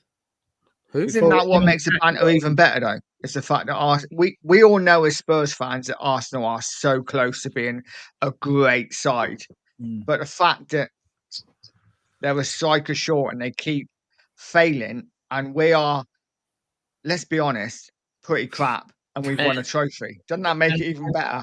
Yeah, it makes it even sweeter. It does. Alan was Saka out for them because that was a big effect for them. Was it free? They can't rely on one player. No, you can't. But I mean, like we're critical of their squad because they didn't have a number 9. They got Nwaneri. They didn't play him enough. I don't think. I actually think there's a good player in that player. Anyway. But, So how are Arsenal fans feeling? Unfortunately, Arsenal fans are in the same position we were under Poch. I hate to put it this way, but they're keeping their heads down. We were so close. We needed 2 or 3 players to get over the line, and we didn't do it. And then they're keeping their heads down. it'll be interesting to see Spurs Kings when Ash is on there doing his panel show with the Arsenal fans, the Man United, the Newcastle, Chelsea, and whatever. Yeah. I think I might tune in for that one. Yeah. I don't blame you, Adrian. Maybe a few Tottenham Be a away, good watch. you know. Yeah. I think look, We'll Arsenal, show you ours if you show us yours. You know what I mean? Arsenal have had a disappointing season, haven't they? Really, they have. They flopped in all the cups. Okay, they got a bit of excitement in that Champions League because they beat Real Madrid, but when it come to the crunch, they fell short. Yeah, but even we beat Real Madrid. Let's be fair. Yeah. In the group that we went to qualify from, because Real Madrid and Dortmund were going to be the ones that qualified, and we finished top of the group. Yeah, they beat them in a knockout, though. That was a bit different. I think that was a good result. But they got carried away, didn't they? That's the problem. They got too carried away. They thought that their name was on the trophy, and then they got beaten by a good PSG side, and they are a good side. Yeah. Enrique's got them playing so well. Well, I don't care who wins the final, but I'm not betting on it, but my money would be on PSG. I want Inter to win it though. It's going to be interesting to see who we get in the Super Cup final, isn't it? You know, because obviously we're already there. I can't believe we're in that conversation. 17th in the league, I and love we're in it. the Super Cup. I love it. It's mental. We're gonna have new signings by then. You know, who knows what's going to happen with the manager, but you know, we could win 2 cups in a couple of months. What about this comment Ange said about the third season, comparing it to a DVD or whatever TV series? The first season, the best season of the series, or something. That is a bold message. That is. Third season's even better. Look, I've done this now, and it's a subliminal message as well. I mean, it's a message to us fans. Yeah. Because it doesn't matter if he didn't win and he stayed the season, because we don't know what's going to happen with him.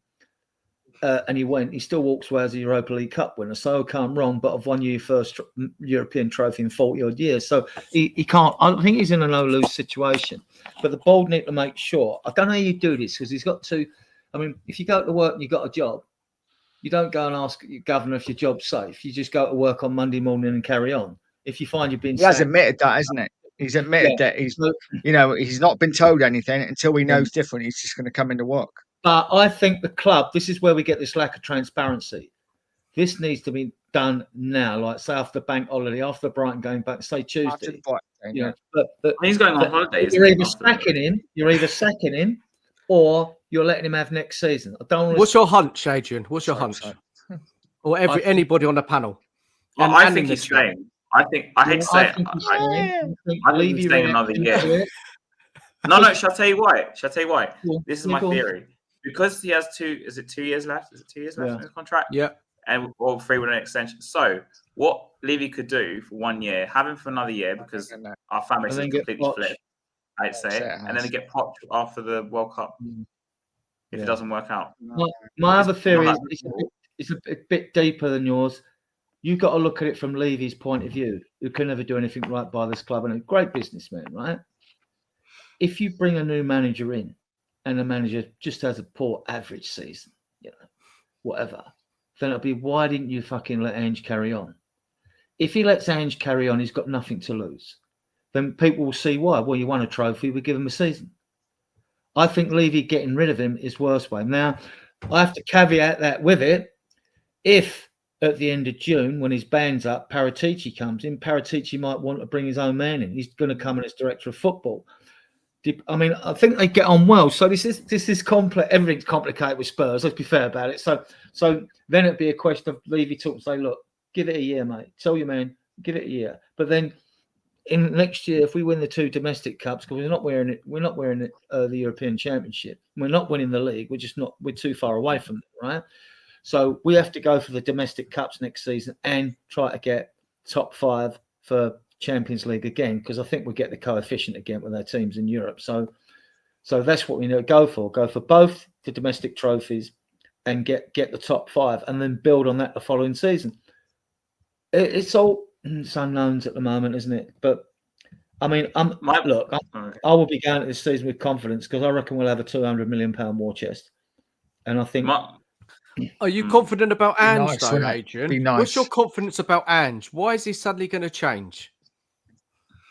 I think we've seen a different side to Ange tactically, and he may have realised to himself But unless I've got fit players in the right positions for me, I can't play the way I would really like to play, right? And he's shown adaptation in them away games that we mentioned recently, playing a midfield pivot, which I think he should stick to. And like I said, I mean, last season, he's not clueless. I know Mark wants him out, thinks he's the worst manager. That's fair enough. That's his opinion, right? But, you know, you start the last season, you lose arguably the best striker in the world in Harry Kane. You go 10 games undefeated, which is still a record, 8 wins and 2 draws. VDV gets injured, right, does his hamstring. Then Maddison does his ankle, he goes. And then Bentancur gets done by Matty Cash. Romero gets a suspension. Basuma gets 3 suspensions. The players go away in international duty, right? Then they come back, right? And we finished the season 5th. And I think with 1 more win or 2, we would have actually finished 3rd, not 4th.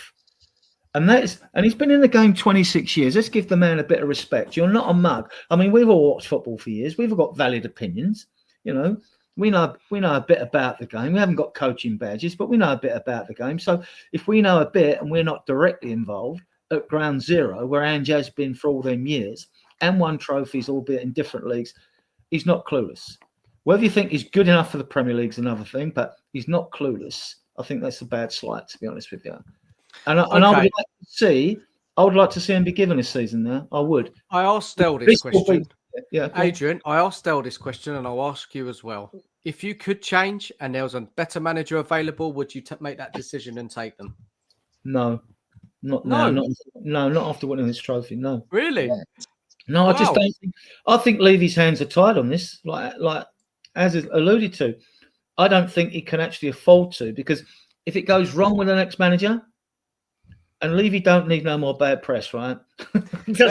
Any club with ambition, looking at the season we've had, 21 defeats, 21 defeats, 17th in the league is unacceptable. I agree with Adrian here, not because I want to keep Ange, by the way. This is just I'm basing it on the way our fan base reacts to things. Like, I've literally seen so many people do like a 180 in like 24 hours after that final and suddenly say, well, we have to give him another year. He's delivered the first European trophy. Anyway, even though the way it happened was like a bit weird. But like, for me, I think the worry with keeping Ange for another season is more the transfer window for me, because if we go out and sign players that specialize for his system, say there's inversions, so we go out and sign 2 inverted fullbacks, just by example, and we sign like a certain type of winger like Johnson again. I don't know. I'm just talking theoretically speaking, yeah? And bear in mind Ange's previous yes to every player on top of that. We start the season really badly. We lose like 5 of our first 10. And he sacks him and he brings in a new manager. The new manager will have these players that can't fit the system he wants to play, especially Paratici is then wants to play a different way. Yeah. And then we're going to have an even bigger problem. So it brings in a new manager who has players he can't really work with to fit his system, because they're not like just players that can fit every system, if that makes sense. So, for example, if we went out in the summer and bought a centre-half, a right winger, a striker, and a CDM, like a proper CDM, those are like players where you can fit them in any system sort of thing. But if we would go out and sign inverted fullbacks, some type of winger like Johnson again, like a specific kind of striker like Solanke again, who apparently was bought for his pressing, for example, then we'd be in trouble if the next manager comes in after 10 games where we lost like 5 of the first 10, and he has to work with the players that do not fit every system. So, and this is the problem with Tottenham, is the way we do our transfer business. We're not going to buy players which fit. If we sign quality players, any manager should come in and be able to get the best out of them. We sign quality. But to cement that, before you came on, as I was saying about the philosophy at the club should be ingrained in the club, right? You're under 9s upwards legally. For legal reasons, you can't have kids too young, right? Or for obvious reasons. But all the way up for all the academies, the team should play the same way. That should be the first. Back in the day, it was called the Spurs way of football. And Spurs influenced the Dutch side that won all before them in the 70s, because we were pioneers of total football. We were pioneers. I wouldn't like the academy playing Ange ball. I'm sorry. Well, I'm just saying, if you're playing all the same way, whether it's 4-2-3-1, whether it's 3 at the back, which I don't like, I actually prefer the extra midfielder, prefer 3 in midfield minimum, right? So then you're all playing that. Then when you go and get a manager in, change the manager, you bring one in that plays that sort of football. He doesn't have to be a world-class manager. This is what we're saying. About bringing a manager in to fit Spurs DNA. Well, a lot of young fans won't even know what Spurs DNA is. I know what it is from back in the day, the Spurs way, right? It was to play basically, simply, fast, attractive, attacking football, basically, right? Not suicide football, but just attractive, attacking football. But if you do that and your club is like that, even managers that want to apply for a job at your club, they'll know that is what is expected of them. I mean, to me, it's so simple, but I agree with the fact you should be able to bring any player that quality. They should be versatile and be able to play them in different systems if you need to change. Well, because Ange is so specialised. Sorry, because Ange is so specialised with the inversions. Can't help it, can we? Sorry, it's okay. So it's all right. It's been eating my mind all week. Sorry. So because it's so specialised with the inversion, right? If you buy fullbacks that fit Ange's system and you bring in a new manager, these fullbacks might not be able to play like the normal way. If that makes sense. Well, look, Moro proved in the final. We said he's a wing back. He can't play in a back four. Well, he can play in a back four because he's played well in a back four. But probably because he hasn't got to do so much running he does when he does invert and get full galloping up the field. But I thought. But this is what I mean, Adrian. This is why we're not for Ange, because he said he can't play this way in the Premier League. Whilst you could play that back four in the Premier League and a goalkeeper and whether midfielders, Basuma, Bentacle, for example, and play really low against, for example, centre half against Brighton. Just do that and see out the 2-0 or 2-1, whatever. But he doesn't do that. So there's no point in saying, well, Porro can do that. But he insisted he doesn't want to play that way. So this is why this is why I prefer the midfield pivot. Because you've got them two defensive midfielders, and don't like numbers 6, 8s, and 10s because it's just BS to me. But then your right-sided midfielder can cover for someone Porro inverts, whereas your doggy doesn't, in my opinion. But others will disagree with me, which is fair enough. But look, we've been dipping in and out of the Ange chat all night, haven't we? Let's go back. Sorry, it was in my head all week. Sorry. Yeah, that's fair enough. It's so difficult, isn't it? After that parade. Do you think? Well, let's ask you a question. Are you two running the show? Yeah, go for it, Adrian. Great show. Do you think it would be very difficult under the circumstances now we find for Levy to actually get rid of Ange? Okay, well, so that parade yesterday, they were singing the manager's name. Yeah, a lot of fans kind of fell for what he said about the third season's going to be better. A lot of fans lapped it up. Not me. I've seen what's happened this season, and it's not been good enough. Yes, we've won the Europa League, which is fantastic, of course. Fair play, and I'm happy for Ange. He's taken a lot of stick this season. From me, he's taken a lot of criticism, and I was happy we won it. For me, for him, for everyone. But when I look at it, I just don't know. It probably took a lot of abuse. Yeah, of course. And I was happy for Ange to get that success. Nobody wants to see somebody lose, Nobody. We're people at the end of the day, and whatever we feel about a manager, it's not personal. It's just that you can't be happy as a Spurs fan losing. On league form, he should go. On league form, he should go. But this is typical Tottenham. Only Tottenham could finish 7th in the league and win the second highest European trophy, right? Yeah. So it's crazy.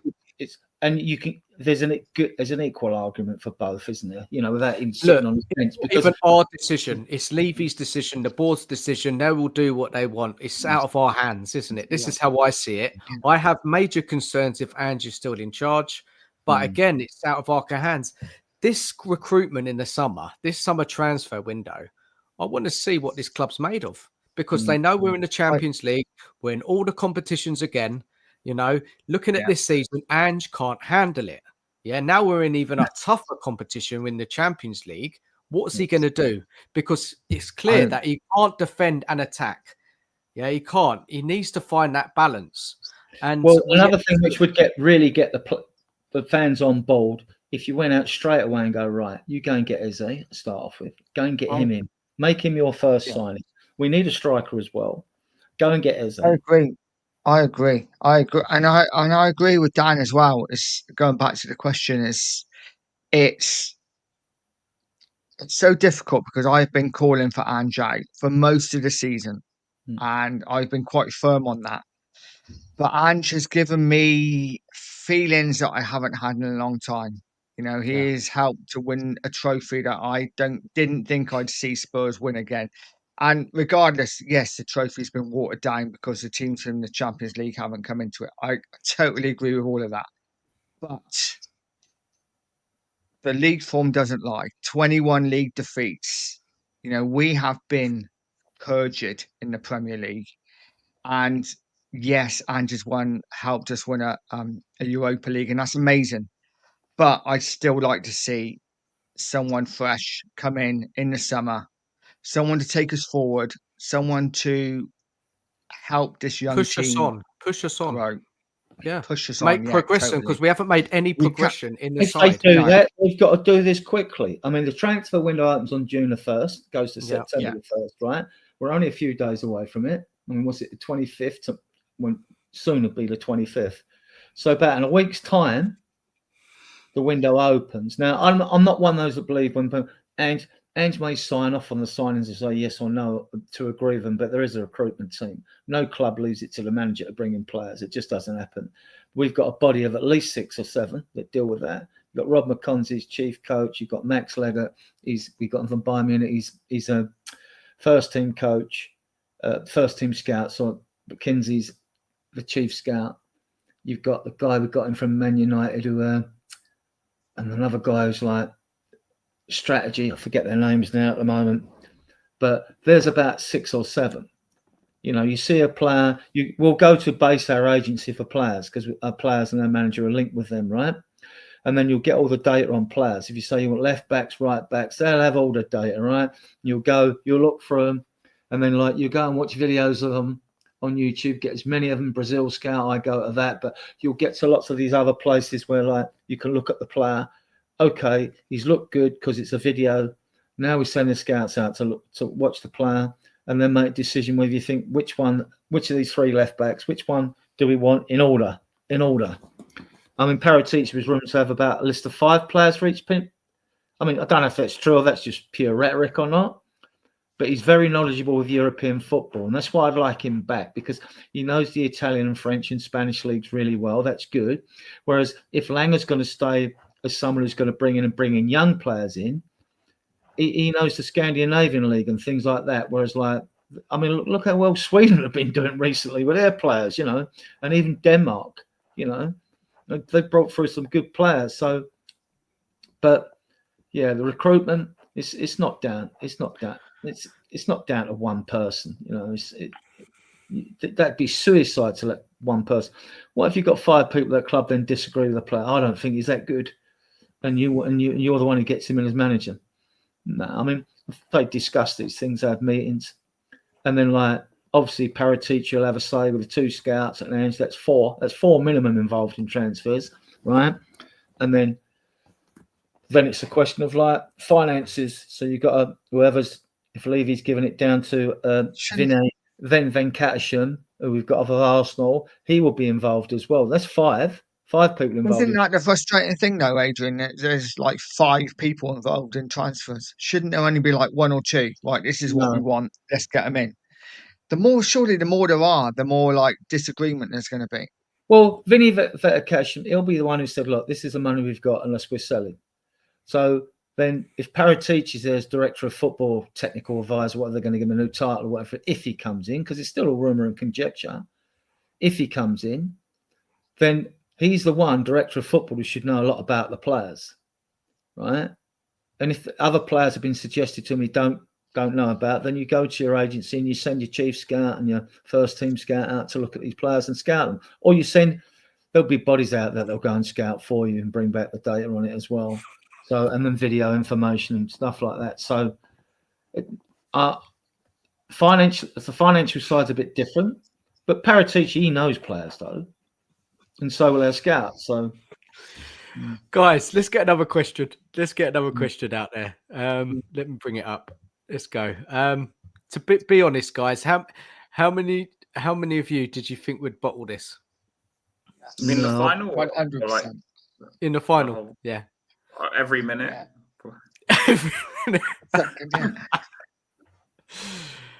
Mate, I was Yeah, eating of course. like This is what. stress eating the whole game, basically. That's all. Yeah. Especially when that ball went The in one for thing that I header. was. I always thought we were going to win it. Always Yeah, thought we were going to. That's fair why I had a play. tenner Fair play. on 55 quid.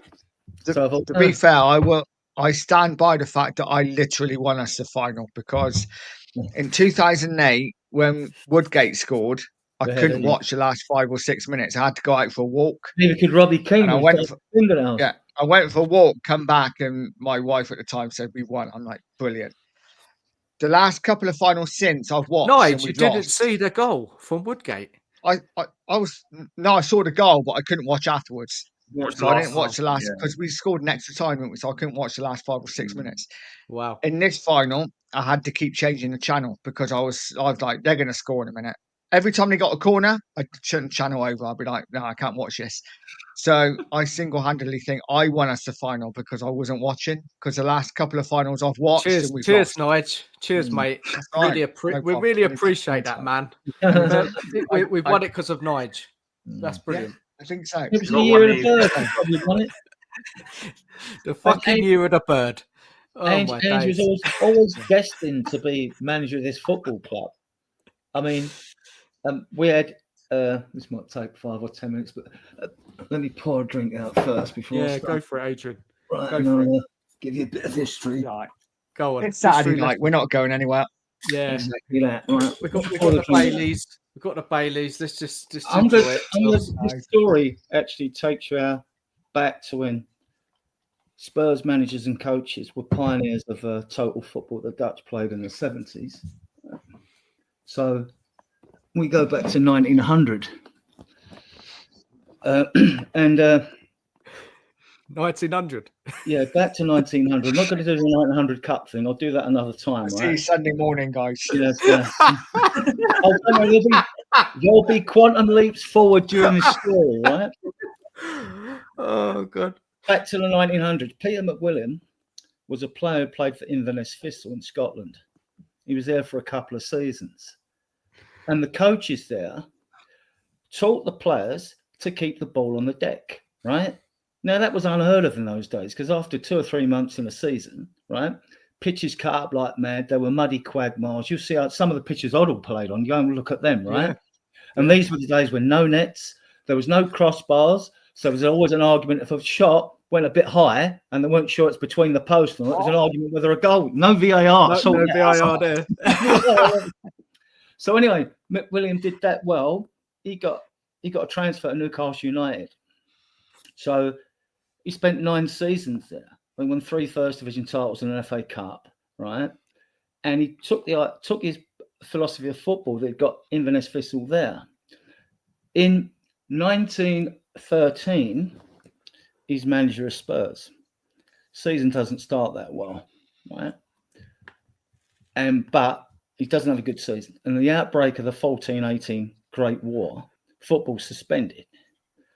When football starts, you all know the story about Arsenal and Spurs. Arsenal leapfrogging Spurs, who finished bottom of, and Chelsea being let off because the Man United-Liverpool game was being rigged, so they stayed up and Spurs went down.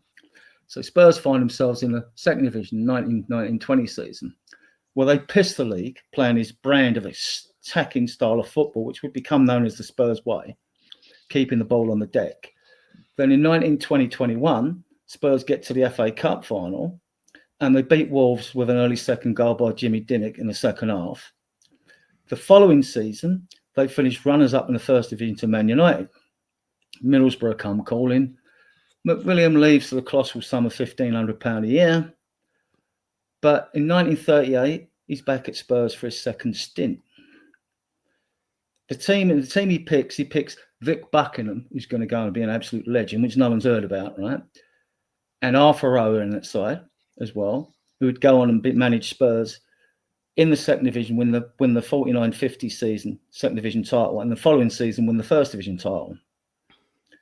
So we get to 1940. Why is there Arthur Rowe and all that? Like, Hungary come calling. This is the precursor of the magical Magyars who swept everything before them in Europe. They want to be taught the Spurs way of football.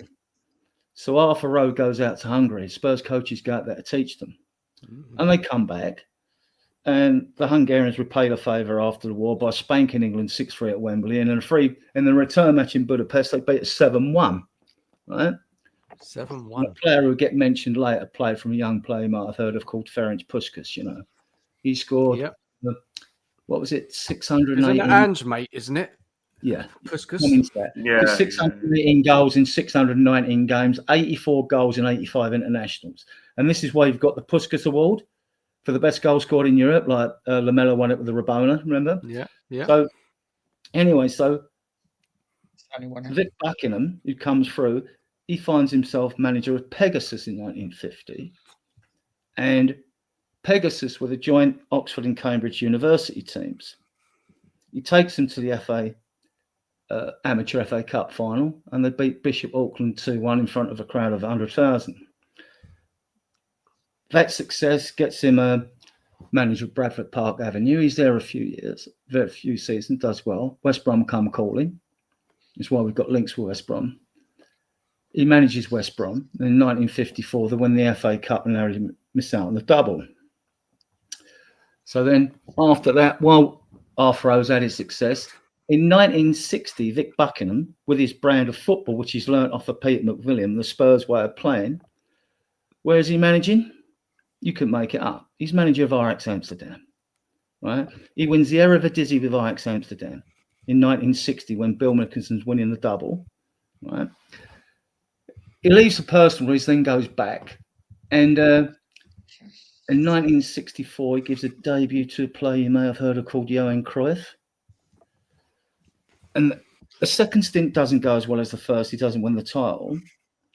But a later legend to be manager of Holland and Barcelona, Rinus Michel, takes over after him. Where's Vic Buckingham in 1970? He's manager of FC Barcelona.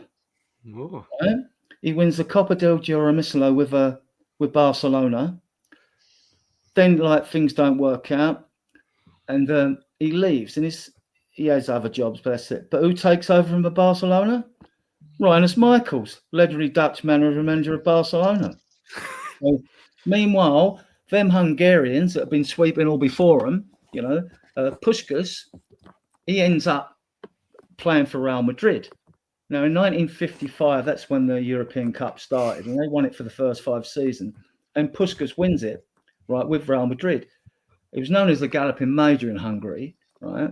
But he actually takes up Spanish nationality, and he actually plays a few games for Spain, believe it or not. When his career ends, his coaches in Europe, ends up in Australia, wins a couple of things with a couple of teams. And then he ends up at a team called South Melbourne Hellas, right? Whereas footballing philosophy leaves a lasting impression on one Angelos Postecoglou. My story ends. Wow. So what's the He was always point? destined to be our manager. I'm saying it's in the stars. Like it's the year of the birds, right? Magpie, eagle, cockerel. Look, he's won us that trophy, and all fans are made up, aren't they? And we'll always be thankful. But that doesn't mean we think he's the man. We keep the fucker. Yeah. What's that? Doesn't mean we keep the fucker. And he's won us, the biggest trophy that exists out there, football trophy. And apparently you can see it from the fucking moon that UFO Cup. You know, no, it's a lovely trophy, isn't it? It's a lovely It's trophy. heavy as well. Have we got replicas in the Spurs shop yet? Because I bet there's going to be some, right? Or they've started selling like new jackets The with like t-shirts. Europa League. Yeah, the sweatshirts. Look, I've got so much Spurs gear. I've got. Oh man, yeah. Look, it's a win-win, isn't it? It's a win-win for Ange and the fans that night. Brilliant stuff. It's great to see, isn't it? Everybody happy. Rich, what about this comment here from Rich? Big up to you. Why do people not think another manager couldn't have come in January, won the Europa, and finished us higher in the league? Good question. Oh, I think personally that could have happened because we saw that, to reference the last trophy we won. One day Ramos came in what was it? I can't remember what time it was. In 08. He came in when? Was it Europa League stage? Was it? Not Europa. What was it? Not because obviously he took us to the Carling Cup win, right? Didn't he? Yeah, he In took 08? over from Joel. Were we still in Joel. Europa then? No, we were still in Europa League. We got to the quarterfinals, I think, that season. Yeah. Eventually with him, but he came in. We won a trophy with him, and we still finished higher than 17th. So the whole notion that a monovision can't come in and win a trophy. Well, another omen might be the fact that in '84 Birkinshaw left after winning. Ramos went shortly after winning in 2008. So maybe Ange will go. Maybe he will go. I mean, we don't know. This is why but we're worried. back then, to answer the question, I was saying, I wasn't alone in saying this. I said, with all the protests that were going on at the stadium and that, I said, there's no way that Ange is going to get sacked, because then all the pressure then is on Levy. Adrian, we've got a special guest. Levy is cunning. I said he'll do it. If he's going to sack Ange, he'll do it in a closed season. Well, there's no chance of any protest and stuff like that. So Adrian, we've got a special guest on the show. Ange just turned up. Mm-hmm. He's turned up. Any questions for him? You know, Ange, mate, listen, I am so sorry, man. I've been criticising you all season, and you bloody gone on us, won us that trophy, mate. How are you feeling about winning your first Europa League trophy, Ange? Well, I always said I won in my second season, and I've done that. So I've done exactly what I said I'd do. I never said anything that wasn't true. I do literally always win in my second season, so I've done that. And we'll see what the summer brings. I'm always better in my third season. So if you guys enjoyed the end to the second season, the third season is going to be even better. So just stick with me, and everything's going to be great. Well, it is what it is, mate. It's who we are, mate. Danny also say it's lucky to see a shark in your swimming pool, otherwise it'll bite your leg off. Right. Have you got any burning questions for Ange? Far away. Will we lose less than 21 games next season? Well, you know what, we will probably lose more, but we might win a trophy. So it doesn't matter if we lose 25 games in the league, as long as we win the League Cup. That's what I'm going for next season, to League Cup. So league doesn't matter. I'm not focusing on the league next season. Adrian, any key questions for Ange, man? I can't believe it. He's turned up tonight, man. Fair play to the guy. Amazing. What's your favourite sport, Blue? Without a doubt, mate, it'd be cricket. I love a bit of cricket. Australia, they always win the Ashes, so I like a bit of cricket. Yeah, I like a bit of Australian rules football as well. But soccer's a bit of is okay, I guess. But it's a bit easy to win trophies, isn't it? I win trophies everywhere I go, so So, Ange, what's your favourite TV series? You're going on about the box sets and yesterday, and the third season is better. What's your favourite TV series of all time? You know what? I've always loved Love Island, and season 3 in Love Island was fantastic. I don't know if you guys have seen it.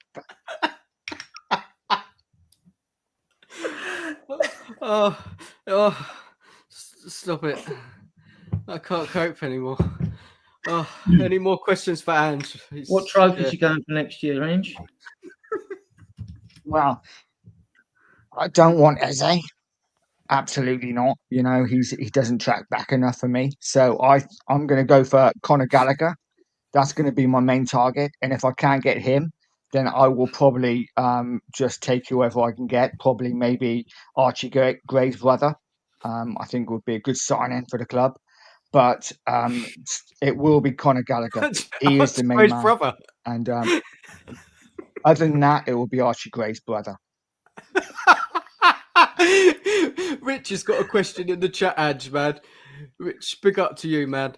He's got a question. Do you really think season 3 of TWD is better than season 2? Walking Dead, right? Yeah. Yeah, absolutely, mate. Absolutely. No doubt about it.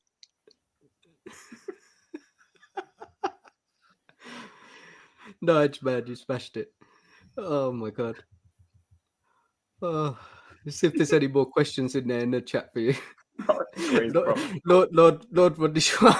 It said don't like barbecues. Do you I like like his comment, not just like it was in the He's homegrown though. He's like, Big brother. He's homegrown, isn't he? yeah, he is. He was at QPR, wasn't he? So he's been at. What's going on? Oh, Dodge, man, you killer. What I missed? You killed us, man. Brilliant stuff. Right, let's get. It's got a lot to be designed. No, that was good. It was good. I loved it. I loved the Thanks for Gray's They're brother. kicking in full swing now. Only like 3 or 4 days to the window opening on June the 1st. Let's get another question out. Who was your standout player of the night against Man United? Who was it? Who was the guy? Hands down. It was so Brilliant.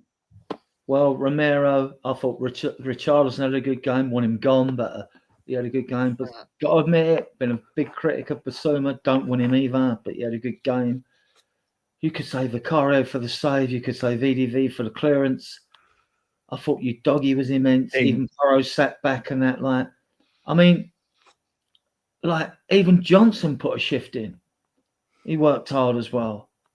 They wanted it. There was a mentality stillness in this team, and that these young players, you've won a trophy. You're so young, right? The belief and confidence this will give the squad now going into the next season is unreal without the additions. You've seen it before when teams win a first trophy. If they don't win a second one or straight away, I mean, they're going to go close. And I really fancy this. I fancy this for both domestic cups because I don't know what we're doing in the transfer window. So, Adrian, what's the time period? Is it acceptable now for Spurs to win their next trophy? Next season. We're talking a year, 2 years, 3 years. When's it acceptable? No, next season. Yeah. In any season you go in, even barring this one, it's only because they knocked the games off. There's not 2 semi-final matches. 6 games, you win the League Cup. Because we don't. We might have to go in an earlier round because we're finished 17th. I'm not sure how that works.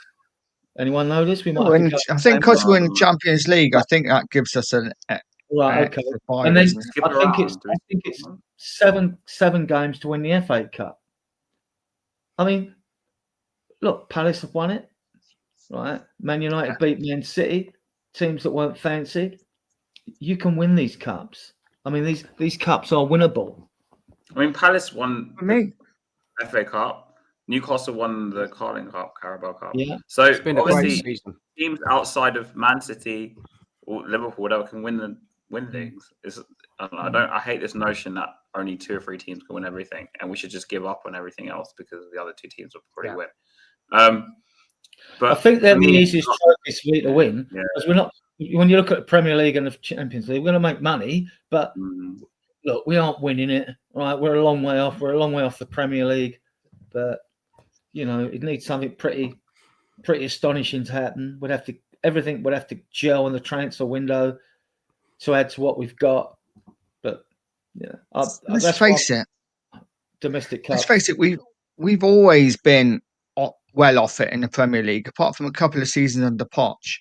In my lifetime, and I'm 50 plus, and we've never won a Premier League. We've never won a Division 1, not in my lifetime. So we've always been a cup team. So let's go and win another bloody cup. We've just won the Europa League. Let's go and win an FA Cup. Let's go and win a League Cup. I don't care what cup it is. Let's just win another cup. If we can win 2 cups in 2 years, that would be amazing. Oh, I've never seen it. Don't get me wrong. I don't want to finish 15th. First, we could win the Super Cup. That could be brilliant for Ben. That would be good as well. Yeah, but I think for me, next season, I want us to see us finish at least in European spots plus the trophy. I don't expect us to win the Champions League. I don't expect us to win the league either. Like I said, top 6. But if we can win the domestic cup, I'd even take the League Cup again. I know people are saying no in the chat, but if we win top 6 and then win the League Cup or the FA Cup, then that's a good season. And I can because see. the problem is we're coming from 17th. We're coming from 17th, so I can't just say, "Oh, Champions League football again," because we kind of just got Champions League just because we won the Europa League, not because we were so good that we finished in top 5. Like, let's be realistic. So that's what I would take. As for the other night, for me, Richarlison was my man of the match because I just thought Ahmad was their biggest threat. Ahmad was their biggest threat, and Richarlison just shut him down completely. Yeah, he had worked his socks off, did he, Richarlison? I think, good shout, Has.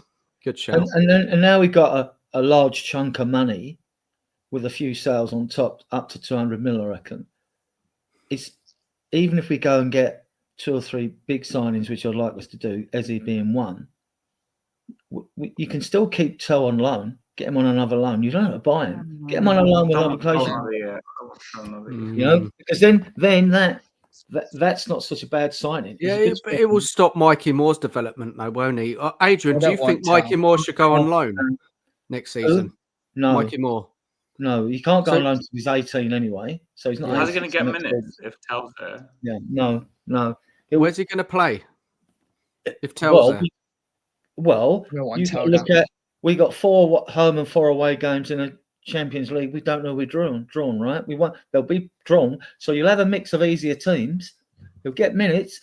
Look, he's had 19 appearances this season. Not a fantastic amount of minutes, because sometimes he come on like with 5 to go or whatever it is. He did well against AZ Alkmaar on the left. Yeah. I mean, I want to see Donnelly on tour with Lancashire and Vaskovic as well. I want to have a look at Vaskovic pre-season in 4 games as well. We'll see. Do you think Ange has improved any of these young players? Well, you've got to look at the positives that come out of it. If it weren't for the injuries, Bergvall and Gray wouldn't have got the minutes they've got this season. Neither of them would. Bergvall looks the more sexier player, looks a bit more in better form towards the end of the season. People will forget what Gray did earlier in the season. They're both quality footballers. Bergvall's a bit more of a man, though, isn't he? He looks a bit more ready to go. They're both 6 foot. He still looks a bit like a boy. They're both 6'2". You know, parents must have put. I think Gray needs to hit the gym, to be honest, but that's fine. I mean, and people see with Gray, Bergvall's the more sexier player, and Gray's he's a good footballer. I mean, he is a very good footballer. So, but what's his position, Adrian? What is his actual position? When he bossed the midfield against Chelsea in the cup. No, but for Spurs, where's his position, man? Well, it looks like he's going to be a DM, because if he can play centre back and do okay, although Dillak bullied him a bit against Ipswich, and he can play on both the full backs if needed. Well, that's 3 defensive positions. So logically, to me, he has played as a 10 at Leeds, but he played about 30 odd games in that season out of necessity at right back. So, but I still see him as a defensive midfielder. I see him as a. But DM. Adrian, in order for him to play there, he needs to get stronger. Like when I've watched him play there in the Premier League, he's looked really out of his depth. Like, and he needs to be a stronger player. And this is the thing where you got to organise your squad. He needs a number of games there, so you need to play in their pre-season games against Arsenal, Newcastle, and Bayern Munich at the Alliance Stadium. Those 3 games we've got booked already. So he needs to play there. And then when you put up a new player in, everyone says, "Oh, we want the Bergvall Gray pivot." Fine, but then you've got to play them together as a pair there for a while. You know, if you keep changing midfield players around you, that's not helpful. You need to get used to each other's game. I'm not saying Adrian was Gray, right? There could be a player there, but when I've seen him playing midfield in the Premier League, which is where if he's going to play at Spurs, he's going to be playing most of the time. Let's say if he stays another 2, he needs to be stronger, because when I've seen him play there, he's been not strong enough. I'm talking physically. What we know for certain next season. I'm not saying I don't know about his talent. I'm still yet to make a decision, because he's looked all right. Player. I'm not saying he's amazing. He's looked okay, but Bergvall for me is showing more, and I wasn't even a big fan of Bergvall before we signed him. That's fair enough. Everyone has a right to change their mind, but no, he ain't going out alone. Not in my book. If I was manager, because we're in the same situation we were beginning last season. You got 38 league games, 8 European games, 2 domestic cup games. That's 48 games we've got minimum if we don't progress in any of the cups. But you'd Right. hope we signed some experience, though, wouldn't you, Adrian? Yeah. Surely we're going to sign a few players. I would go for Eze. I like Vanderson, the right back at Monaco. They're talking 25 mil. The Brazilian, he's a tank. He's like your doggy on the right. I would bring him in. And now I know I would also like a left back if I could think of one that was that good that we would get at a reasonable price, not like 50 mil for Robertson or someone like that. Although Torek Mitchell might be available, I'm not sure. I think he's good enough. But Vanderson, yeah. Then you can have Spencer new doggy on the left. Spencer's done all right on the left. He can play both, and he's the second fastest player at the squad out of VDV, I think I heard. Then you would have Vanderson and Porro on the right. So what about if we brought in like a Polinia, who obviously went to Bayern Munich from Fulham? Then we could let Gray go on loan to say Sunderland, who have just come up from the Championship. I like Gray. Maybe give him Premier League. I like him, but I just don't think he's quite ready for Premier League. I'm out in Basuma no matter what happens. I'm out in Richie no matter what happens. Romero stays, I'll be delighted if he stays. If he goes, he goes. But if he stays, I'll be delighted. He's our best defender by a country mile, right? So when we're not short of centre-backs with Vasquez, Dorrington and Ashley Phillips, and you've got Dragerson and Dancer as well, that's 7 even if Romero goes. So, and I think he'll stay now, just mainly because we've won this cup. I think he might have been determined to go if we hadn't won it. But yeah, so I read something quite worrying about Romero today. I don't know where this source was from, but apparently if Romero goes to Atletico Madrid, Bentancur might follow him. I don't know how true this tweet was. Yeah, they were interested in Bentancur as well. These players have won a couple of competitions now. They're in the European Championships now. I'm pretty sure probably Madrid are in there as well. The two Madrids and Barcelona, they probably are. Well, then he's got a decision to make, and then you're like, all right, I would have gone if it was Champions. We didn't have Champions League, but are these players settled? Are these players settled at Tottenham? I mean, Romero come out and said, I love it at Spurs. I actually think Romero does like the club. I don't doubt he doesn't, but I just think he's worried about whether we're going to match his ambition like Kane years and years ago, because I think he feels that there's like Tottenham, we are a big club, maybe in actual like historically as well, but we don't really match that in the way we do our transfer business. So if in the summer, at the start of summer, we went to sign like Eze and someone else until maybe another player, the other maybe younger his players might be turned to stay. Yeah. I mean, the likes of you, Doggy and Sarah, signed up on longer contracts. They will sign other players up on longer contracts as well. You could give Bentancur, Romero career-ending contracts at their age. I think Bentancur's going to sign one anyway. I thought I remember. I don't think he wants to move. I don't think he wants to move, and the club want to keep him, and they want it to sit down with him, so they want to keep him. So Graham Bergvall are on contracts anyway. Kulu, not sure how long he's got, but he's got a winner's medal now as well.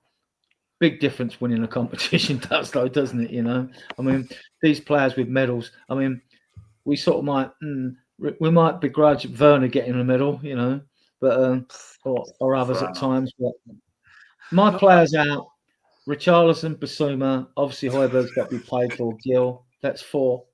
That's 4 out. And it's a question. It's got to be 1 out and 1 in, because we can't be short on the squad. You can't lift the squad short. And then we got. And I haven't looked into the balance on the academy trained against homegrown 8 for Europe next season.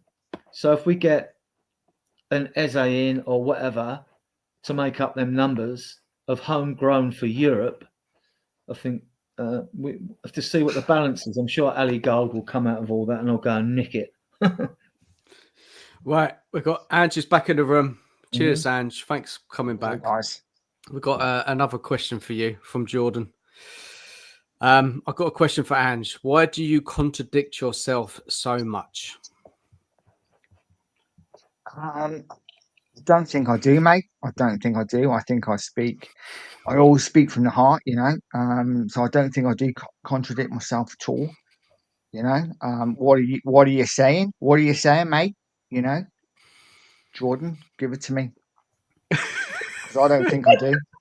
What's your favourite tucker, mate? What's your favourite tucker? Favourite tucker?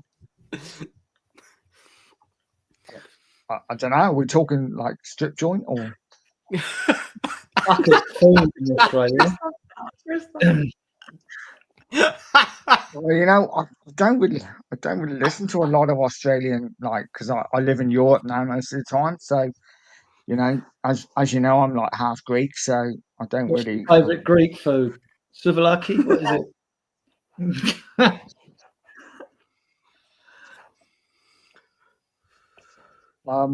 I just talk football, mate. You know, to be honest. Do you like a meze or what? Souvlaki? Well, Messi's a great footballer. Yeah, I'd love him at Spurs. Musaka? Well, I'm not talking about Musaka Dembele. I'm talking about Musaka. Right? Yeah, really good fullback. Yeah, I love him. I love him again at Tottenham. You know, so yeah, all great players, but. Ange, I've got a question for you, man. What was that Brighton? You know, when we played Brighton and we were fantastic in that first half and 2-0 up, playing glorious football. Then Brighton came back in that second half, and you said that the game you didn't make any subs because the team didn't deserve it. What's all that about? Well, you know, I didn't think the team deserved to win the game. I thought we were poor second half, and I thought if I made subs, we might win it, and then that would look bad on the team. So I thought I'd give the team the props, and they'd go out there and hopefully do the business, but they didn't. And plus, the subs I had were crap, to be honest. You know, so what do? You know, I don't know what to say to it, guys. You know, I didn't have the players on the bench, and the players on the pitch I thought could do a job, and they didn't. Don't know, Ange. That's a bit iffy for me. But hey, listen, I won your European trophy, so you know, stick it up your arse, mate. No, you did. You did.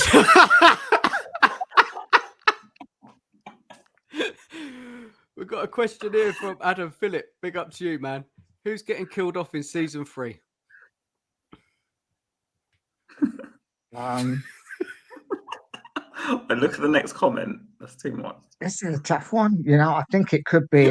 We could be looking at maybe Basuma. Basuma might be getting killed off in season 3. He's a bit too inconsistent for me. And if we're going YouTubers, and I think we might be looking at Spurs Danlist because you know he has I don't know he vapes far too much. You know, he's vaping constantly. I think he needs to stop because it's bad for your health. But who gets killed? It could be me. You know, who knows? Could be me, but we will see what the summer brings, mate. Do you always win in your 3rd season? No, I always win my 2nd season, mate. Oh, so you said that the 3rd season's going to be better. What does that look like? Lots of defeats and maybe the odd cut win. Lots of defeats.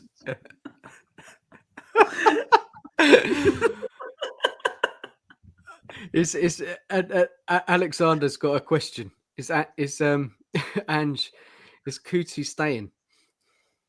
Well, if you saw the cuddle we had, if you watched the parade yesterday, you would have seen the cuddle that we had. That would suggest that he is absolutely staying. Whether I am or not, I don't know. But he definitely is. Thank you. Because Adrian will be happy with that. He really rates Romero. He really does. You know, Did you see Levy cuddle Ange? Well, ask Did he? him. Ask Ange is here. Ask him. How was the cuddle? What with Daniel Levy? Yeah. You know, he's quite small, so the cuddle's not as good as it could be. But you know, it is what it is. I actually read it from a good source, actually, because they were alluding to the fact, well, this doesn't seem like you do that if you're getting rid of your manager. So we'll see. Rich has got a question. Ange, why do your players always get injured? Will we get another injury crisis next season? It's a good question, Ange. That's because the last 2 seasons you've suffered a lot of injuries. I think you'd have to speak to the board. Obviously, I train the players, and it's all to do with the medical staff. So it's nothing to do with me. Anyway, guys, I've got to go. Take care. All the best. He couldn't cope. Ange couldn't cope with the questions, could he? The next point maybe last time. I just talking to the floor. Right, guys. Final thoughts of the evening. We're gonna check out soon. Any final thoughts? I'm still. Are you going to the game tomorrow? Hen? You going? Yeah. So I was going to say, I'm looking forward. How much you guys looking forward to tomorrow's game? It's going to be a real scratchy 11. I know that for a fact. Right? I think I'm probably going to lose 2-0.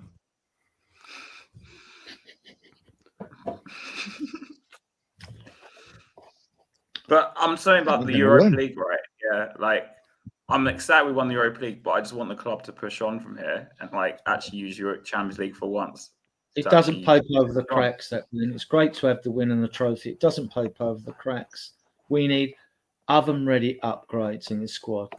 No, I agree with you, Adrian.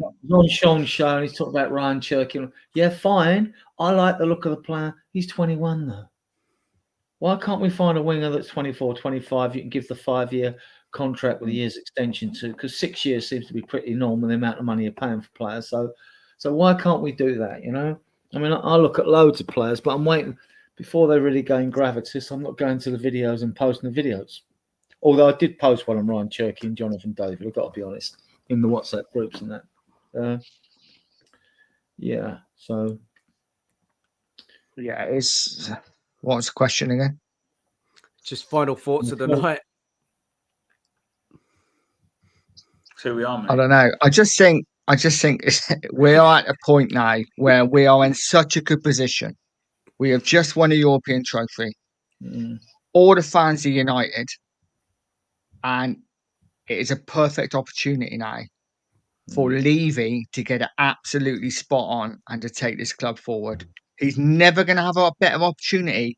Now the fans are pretty much 90-10 all on side.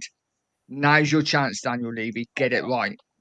I can see us getting the free agent guys. I mean, you've got Angel Gomez, you've got Johnny Cardoso, who's a decent player for the money, at 21 million quid, 25 million euros, you know, but you could go for like Douglas Luiz, Fratesi, Paulina, Bayern or whatever. But he's a good player, Cardoso. He can do the job, defensive midfielder. Gomez and Jonathan David. Sean was saying on his show, Butler, that, you know, the agent wants 10 million. He wants 15 million to sign on, which, although sounds outlandish to some, I mean, if the player's worth that on the market anyway, and you're not having to pay a transfer fee for him, then you can get him in. I'm like that with Jonathan David, though. I wanted Vlahovic, who's available at Juve, because they brought in Moani, didn't they? So, do you think we'll pay his wages, Adrian? How much is he on Juventus salary wise? On the wages that people pound about, they're not on 400 grand. He might be on 200 grand. I don't think. You have to go and Google it. I mean, but yeah, see what he's on. If he's on 300 grand or whatever, then when you bring a player in like that, you say, if you want to keep the wage structure low, what you do, you give them a bigger signing on fee to counteract the wage. You say, look, that's our wages. We ain't paying more than that.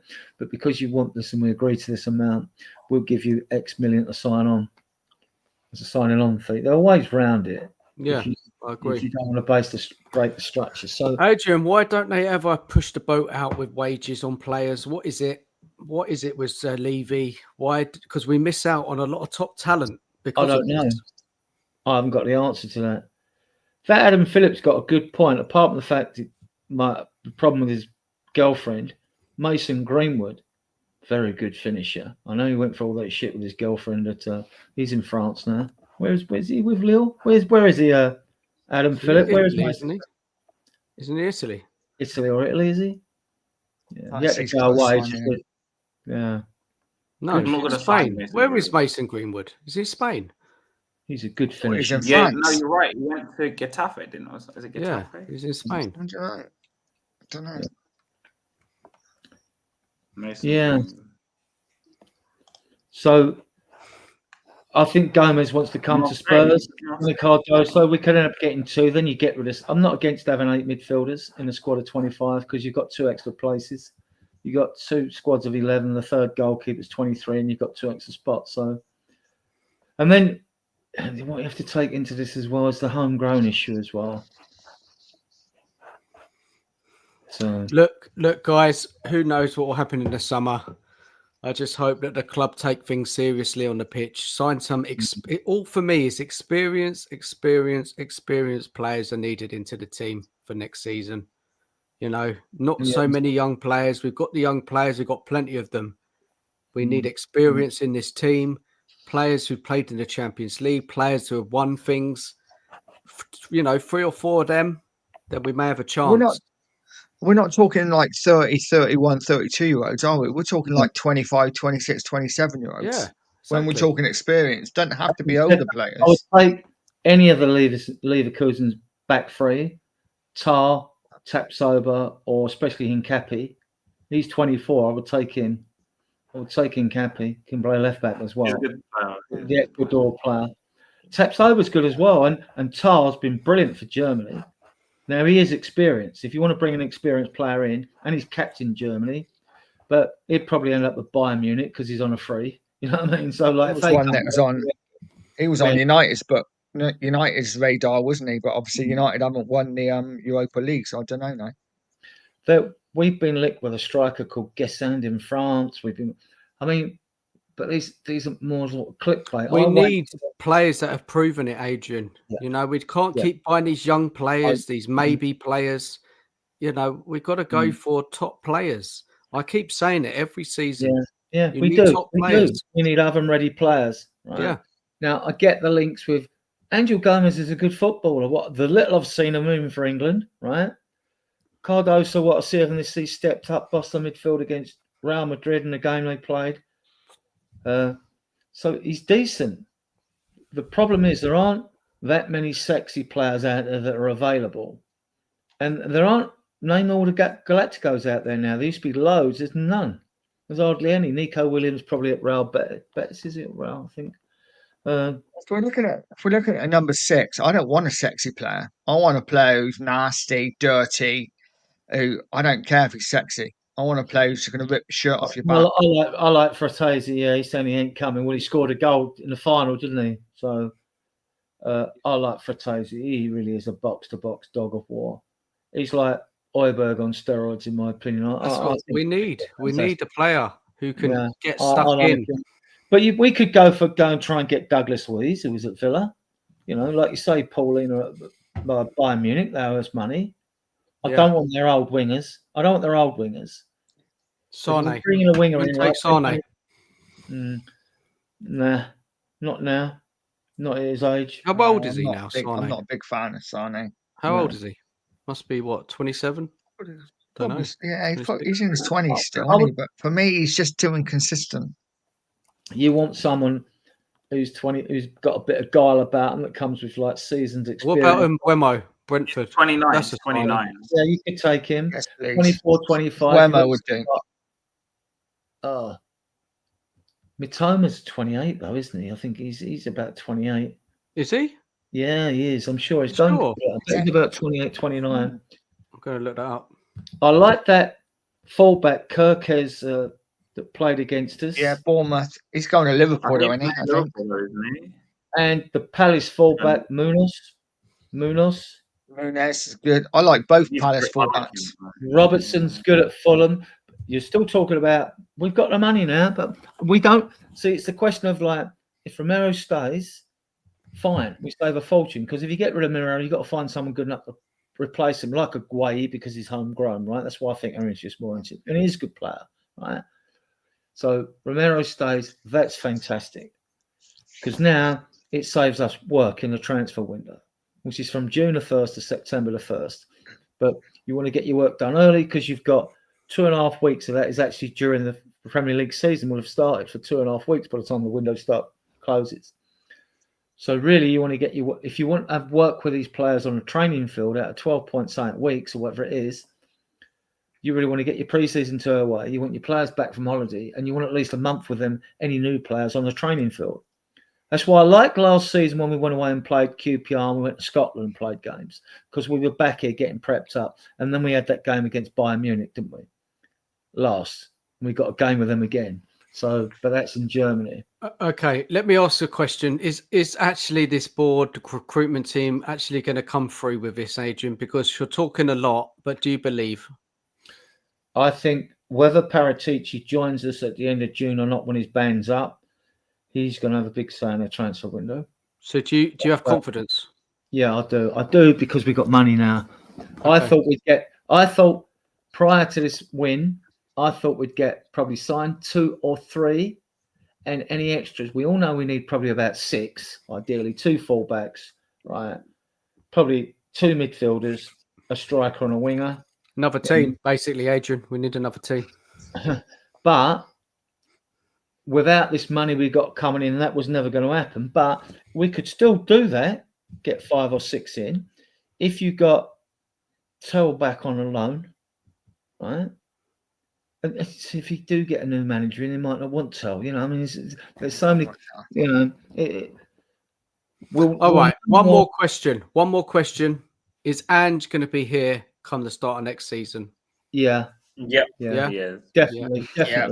Even though I don't want him here, he's going to be here. Sadly, yes. Okay. Right. We're going to wrap it up, guys. Got to wrap it up. What a show.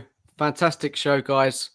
Big up to everyone in the chat. Thank you for all your comments. I hope you enjoyed the show. Big up to everybody who's joined us throughout the night. Mm-hmm. Please subscribe to everyone's channels. That'll be much appreciated. Nigel and me will be back Tuesday. Be on the Lane, episode 35. We're out. Spurs Diet's got a show tomorrow. EMF is hosting. We'll be discussing the cup win and the Brighton game, wherever that goes tomorrow. I'm going. You're doing a season review, isn't he, tomorrow? Isn't he, Adrian? No, I'm doing that Tuesday. You're doing that Tuesday, okay. After your show, so I can send you the invites. Probably if you want to come on, you're welcome. As is welcome to come on if you're about Tuesday. Yeah, you about Tuesday, Az? Yeah, I think I should be, yeah. Right, well, I'll message you and Nigel that. Have you got anything coming up on your channel, mate? All right. I was probably going to stream on Tuesday, but probably earlier than you lot, so I don't think we'll clash. What are you doing? Going to stream. All good, mate. Just a normal stream, to be honest. Because what's going to happen? Like, yeah. Because the season ending, so I guess we'll just talk about the season ending, really. So I think on Monday, I think a lot of people will be streaming because it's bank holiday, so. Yeah, and I think a lot of us will be doing after the game and just doing that bit that we're going to do Tuesday on the season review and whatever. We know then now that players are on tour, unless we're discussing pre-season games when we watch them, see if we've got some good cameo roles from players and that. It's going to be mainly transfers, isn't it? All the discussions have been around transfers and Ange's future. They'll still talk about it because if the board don't say nothing, that conversation is going to keep going, right? Yeah. It's just they need to come out and say it, don't they, Adrian? You're right. They need to come out and say, we're going to keep Ange, we're going to back him. It's an awkward one. I have some sympathy with the board on that because, like, it's the fans that, the proportion of the fan base out there, we don't know how many there are, that, like, want him out, including yourself or whatever, which is fair enough, right? But we don't know. The board might think, well, I'm not coming out.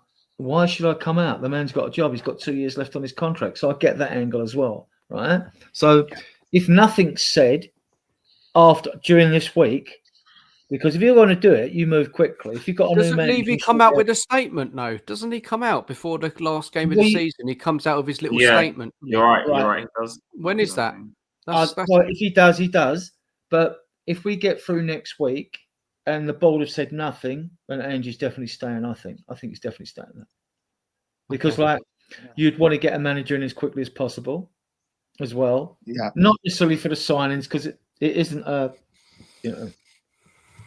because if Paratici picked his man, it wouldn't be a question, you've got to get him early because of signings. No, because Paratici will know the man he wants, and Paratici will also know the list of players that he wants. So that wouldn't be an issue. And I hope he comes back, actually. So we'll see. Another discussion you will have as well soon is the fact that the tribunal have got to announce Man City's the results of the 115. They go away with that. They go away with that. I was having a bit of a banter with Jose over it. He said they're going to get away with scot-free. See, everyone's cynical and thinks the league's corrupt and all that. But this is an independent tribunal. And when you consider what happened to Forest and Everton for minor infringements, they got points deductions. You know, these teams are going to get at least transfer embargoes and what. Anyway, it's another subject, another time. But that's something to bear in mind for your future shows because we should cover it. You know, so. All right, guys. Big up, Nige. Big up, Haz. Big up, Adrian. Thanks so much, guys, in the chat. If you haven't subscribed to their channels, please go over and do it. That'd be great. Take care of yourselves. Last game of the season tomorrow. I don't think anyone really cares about this game, to be honest. We're all just worried or thinking what's going to happen in the summer. Good night to everybody. That's what we're going to do. We're going to carry on the party. Yeah, it'll be great at the stadium. Yeah, that'll be great. Fantastic stuff. Good night, everyone. Take care of yourselves. Big up to the chat. Big up. Come on, you Spurs.